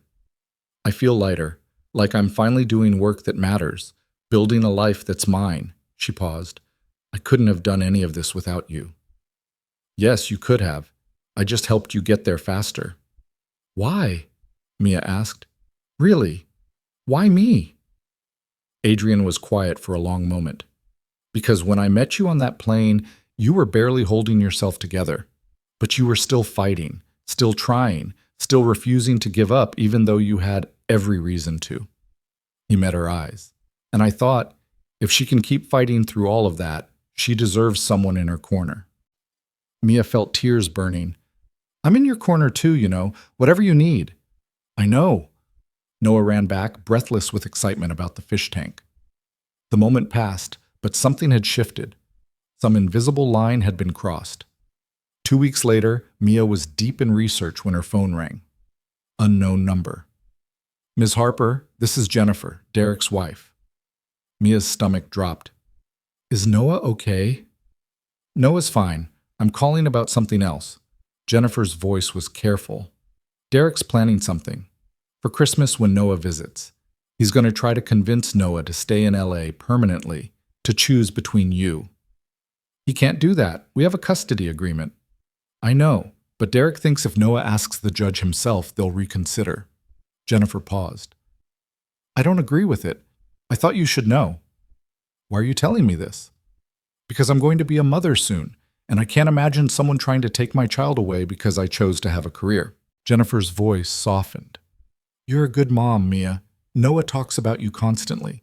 Don't let Derek make you doubt that. The call ended, leaving Mia shaking with anger and fear. She immediately called Priya.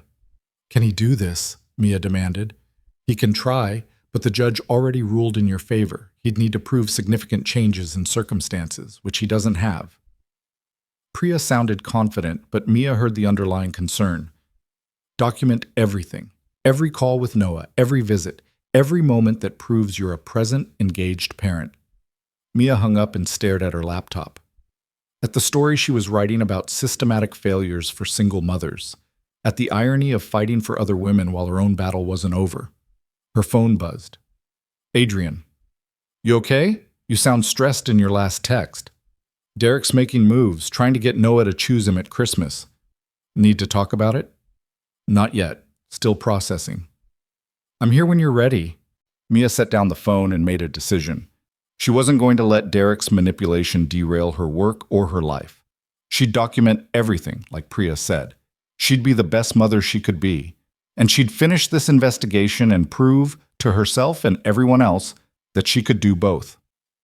That night, after Noah was asleep, Mia worked until dawn. She interviewed 5 single mothers, each with their own story of struggle and resilience. She compiled data on wage gaps, childcare costs, housing insecurity. She built a case not just about individual hardship, but about policy failures that made single motherhood unnecessarily brutal.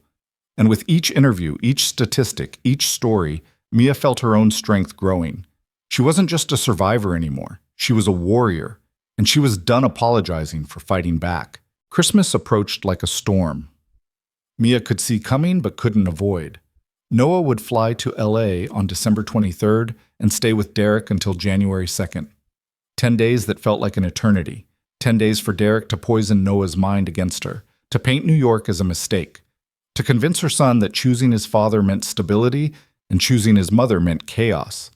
Mia tried not to think about it, threw herself into work instead. The investigation was consuming her, in the best possible way. She'd interviewed 43 single mothers across 5 boroughs, welfare recipients and corporate executives, women who'd escaped abuse and women whose partners had simply walked away. The common thread was struggle. The system wasn't designed to support them. It was designed to punish them for daring to exist outside traditional family structures. Lauren was pushing her to make it personal, to include her own story. Mia resisted at first. This wasn't about her.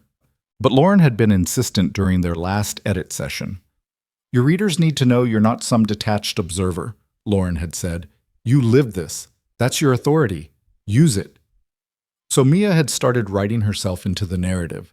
The journalist who'd lost her career when she became a mother, who'd fought her way back only to face a custody battle designed to punish her ambition. It was terrifying, exposing herself like that, but it was also liberating. Adrian noticed the shift during one of their dinners. They'd fallen into a pattern, Thursday nights at quiet restaurants where they could actually hear each other talk.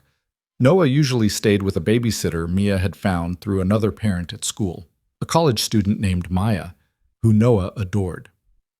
You seem different, Adrian observed over pasta that cost more than Mia used to make in a day. More settled.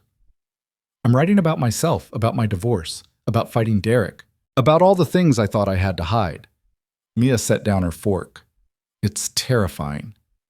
But necessary. Yeah. She looked at him across the table. In the candlelight, his features were softer, more open. They'd been dancing around each other for months now. Careful touches, long conversations that veered toward intimate but never quite arrived. Can I ask you something? Anything. Why haven't you kissed me again, asked me out properly? We've had dinner a dozen times and you're always so careful. Adrian smiled, but there was sadness in it. Because I don't want to be another thing you have to manage, another complication in a life that's already complicated enough. He reached across the table and took her hand. And because when I kiss you, really kiss you, I want you to be ready, not grateful or obligated or confused about what this is. Just ready. Mia's breath caught. What if I'm ready now? Are you? Or are you trying to feel something good in the middle of everything else falling apart? The question stopped her. Because he was right. She was stressed about Christmas, about Derek, about the investigation deadline, about proving herself at work while being a good mother while building a new life. Adrian was the one constant, the one person who made her feel safe. But was that love? Or was it just exhaustion looking for a landing place? I don't know, she admitted. Adrian squeezed her hand. Then we wait until you do. What if waiting means losing this? It won't. His gray eyes were steady. I told you before, I'm not going anywhere. Take your time, Mia. Figure out what you want. Not what you think you should want, what you actually want. They finished dinner in thoughtful silence. Marcus drove them home. Mia had stopped protesting the car service, recognizing it as Adrian's way of ensuring she was safe. And Adrian walked her to her door like always. Thank you, Mia said, for being patient with me. Thank you for being worth the wait. He kissed her forehead, gentle, chaste, and left. Inside, Maya reported that Noah had gone to bed without protest. Mia paid her and checked on her son. He was sprawled across his bed, one arm flung over his head, peaceful in sleep. She sat on the edge of his bed and watched him breathe, memorizing his face. In 3 days, he'd be gone, and Mia would be alone with her fear. The airport was crowded with holiday travelers. Noah clutched his backpack, stuffed with books and his tablet and the Yankees dog Adrian had given him. He was excited to see Derek talking nonstop about all the things they'd do in LA, the beach, Disneyland, his old friends. Mia forced herself to smile, to be supportive, to not let Noah see the panic clawing at her chest. At the security checkpoint, Noah hugged her tight. I'll miss you, Mom. I'll miss you more. Mia kissed the top of his head. Remember to call me every day, okay? I will. And Mom? Noah pulled back to look at her. Dad's gonna ask me stuff. About New York. About if I want to move back. Mia's heart stopped. He told you that? No, but I'm not stupid. I know what he's doing. Noah's expression was so serious, so much older than 6. I'm not gonna choose, Mom. I love you both. I don't want to pick. Mia knelt to his level, tears threatening. You don't have to pick, baby. Ever. You're allowed to love both of us. Anyone who asks you to choose doesn't understand how love works. But what if the judge makes me? Then we'll figure it out together. But Noah, I need you to know something. No matter what happens, no matter what anyone says, you are the most important thing in my life. Everything I'm doing, the job, New York, all of it, is for you, to build us a better future. Noah nodded solemnly. I know, Mom. Good. She hugged him again. Now go catch your flight and bring me back a seashell from the beach. I will. She watched him disappear through security, waving until he was out of sight. Then she walked to the parking garage and sat in her car and cried until she couldn't breathe. Her phone rang. Adrian. How are you? His voice was gentle. Terrible. I just put my son on a plane to spend Christmas with a man who's trying to take him from me permanently. You want company? I want to be alone. To wallow in my misery and eat ice cream and watch bad movies. Okay, but Mia?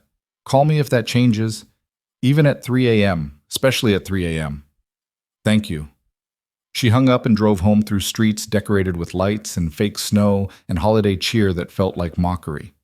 The apartment was too quiet without Noah. Mia tried to work but couldn't focus, tried to sleep but lay awake staring at the ceiling.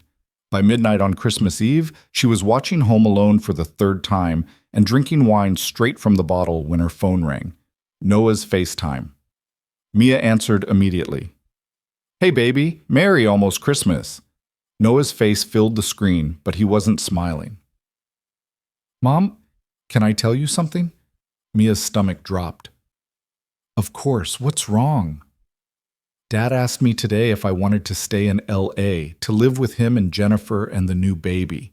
Noah's voice was small. He said I could have my old room back, go to my old school, see my friends every day instead of just sometimes. Mia's hands trembled. What did you say? I said I needed to think about it. Noah looked directly at the camera.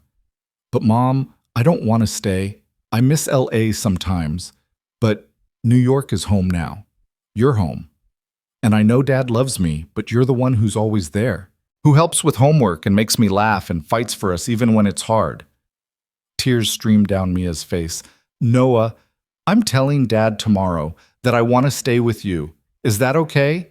Baby, you can choose whatever makes you happy. I won't be mad either way. I'm choosing you, Mom. I'm choosing us. After they hung up, Mia sat in the dark living room and let herself feel it. Relief. Pride. Overwhelming love for a 6-year-old who somehow understood what adults couldn't. That love wasn't about money or stability or perfect circumstances. It was about showing up, about fighting, about choosing each other even when it was hard. She texted Adrian. Noah's choosing to stay in New York. His response was immediate. Of course he is. He's your son. I can't believe it's real. Believe it. You earned this. Mia set down her phone and finally let herself breathe. Christmas morning, Derek called. His voice was tight with controlled anger. Noah says he wants to stay with you. I know.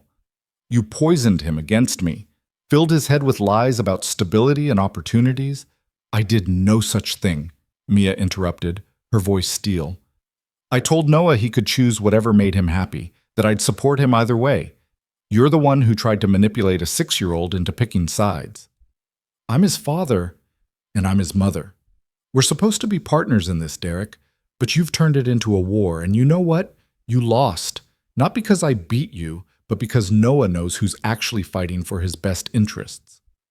Derek was silent for a long moment. When he spoke again, his voice had lost its edge. He can stay with you, but I want more time during summers and spring breaks. Real time, not just visits. I can agree to that, if you stop using him as a weapon. Deal. They worked out the details, cold, businesslike, but fair. When Mia hung up, she felt something release in her chest. It wasn't over. Co-parenting with Derek would always be complicated, but the war was done. She called Priya with the update. That's excellent news, Priya said. I'll draft a revised custody agreement reflecting the changes.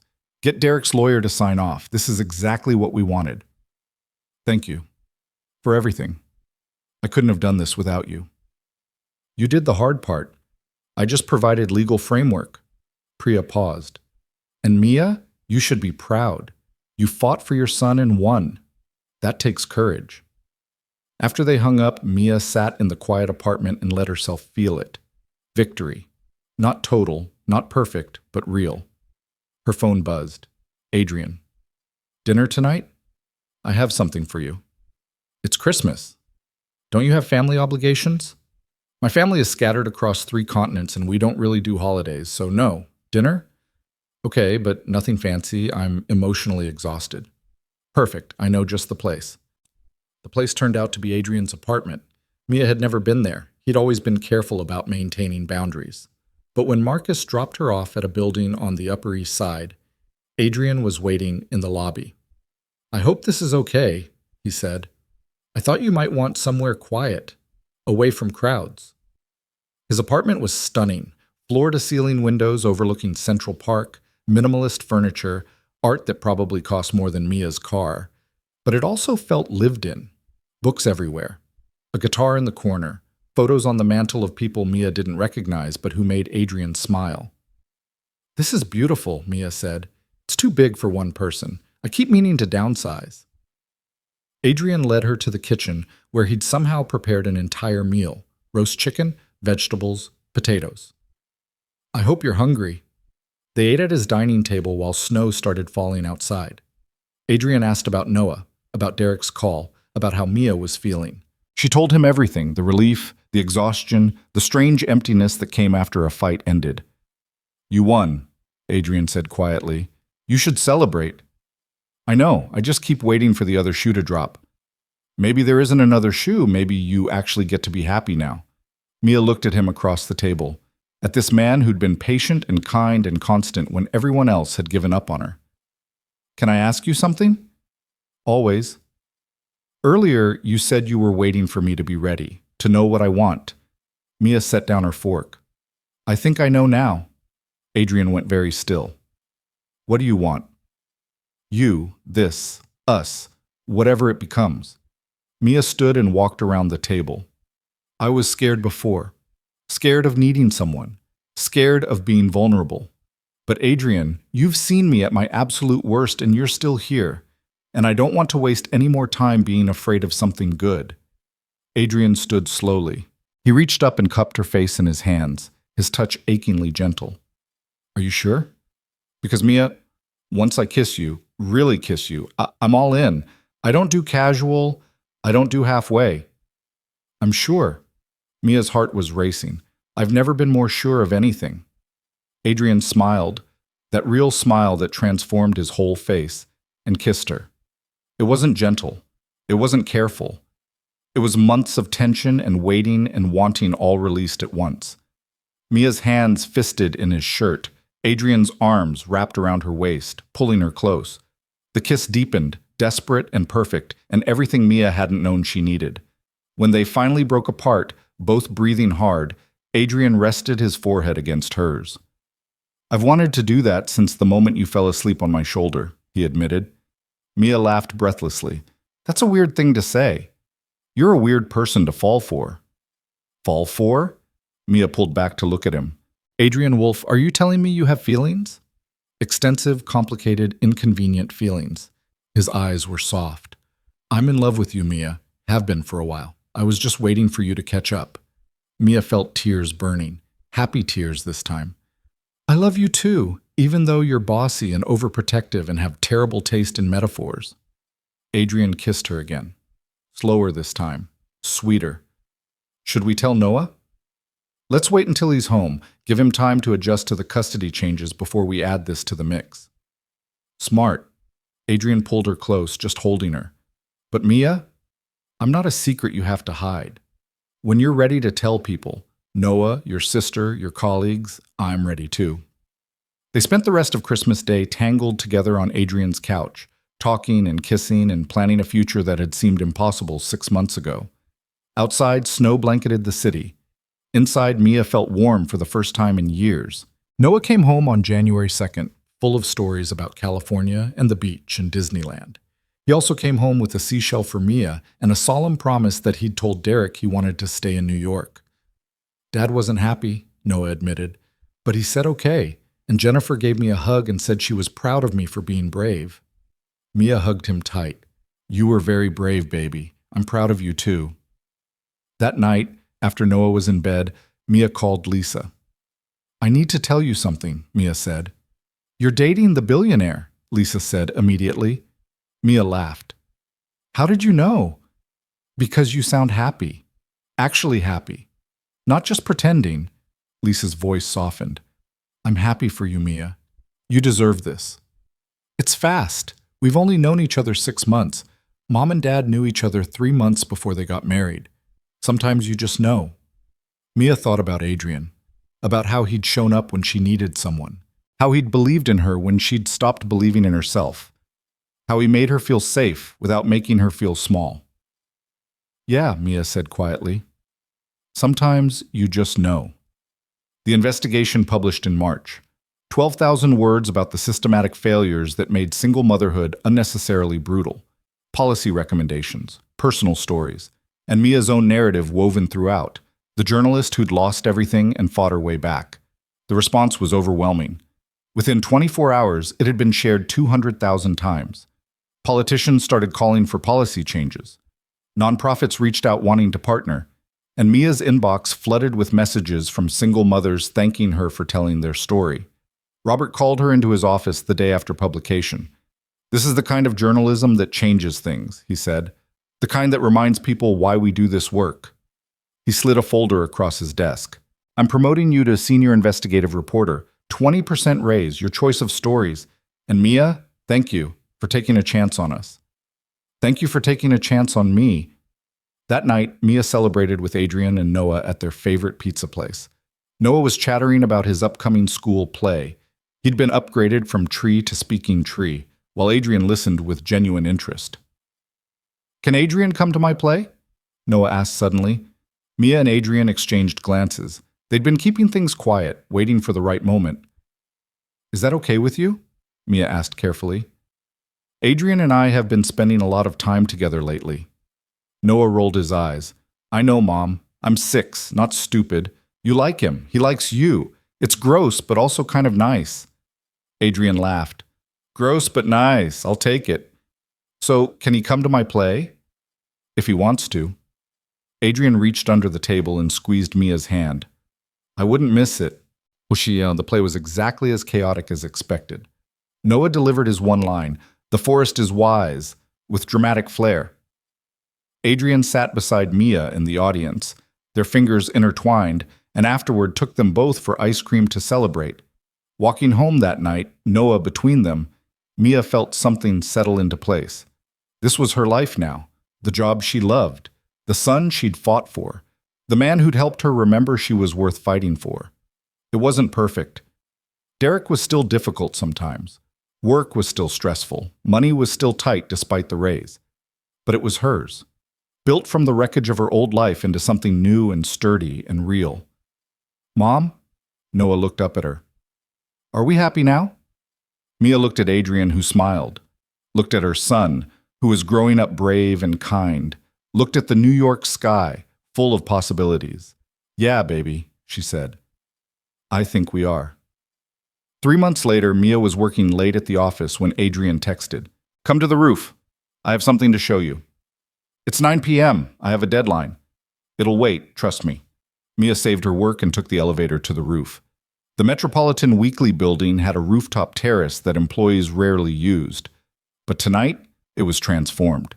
String lights, candles, a blanket spread out with a picnic basket, and Adrian standing in the middle of it all, looking nervous. What is this? Mia asked. I wanted to do something special to mark the occasion. What occasion? It's been exactly 1 year since you fell asleep on my shoulder on Flight 447. Adrian stepped closer. 1 year since my life changed completely. Mia felt tears starting. Adrian, let me finish. He took her hands. This year, I've watched you rebuild your entire life, fight for your son, build an incredible career, become the woman you were always meant to be. And Mia, I've fallen more in love with you every single day. He dropped to one knee. Mia's breath stopped. I know it's fast, Adrian continued. I know we're still figuring things out, but I also know that I want to spend the rest of my life watching you be brilliant and brave and unstoppable. So Mia Harper, will you marry me? He opened a small box. Inside was a ring, simple, elegant, perfect. Mia looked at him. At this man who'd appeared in her life when she needed him most and somehow become essential. Who'd given her help without taking her agency. Who'd loved her through the chaos and celebrated her victories and never once asked her to be anything other than herself. Yes, she whispered. Yes, absolutely, yes. Adrian stood and kissed her while the New York skyline glittered around them. When they broke apart, both laughing and crying, Mia felt like her life had finally come full circle. From the broken woman on a plane to this, to love, to possibility, to a future she'd stopped believing in.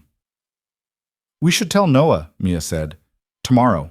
Tonight, I just want to celebrate with you.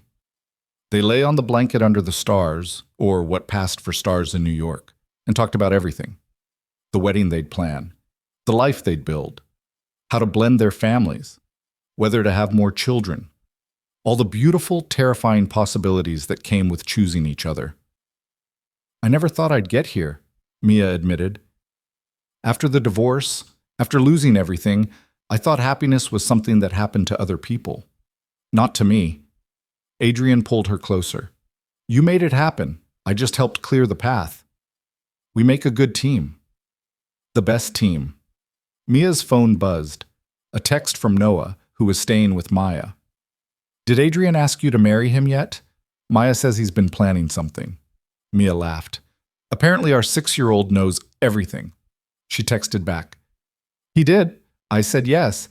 See you in the morning for celebration pancakes. Noah's response was immediate. Yes! Can I be in the wedding? Of course. You're the most important person there. Cool. Love you, Mom.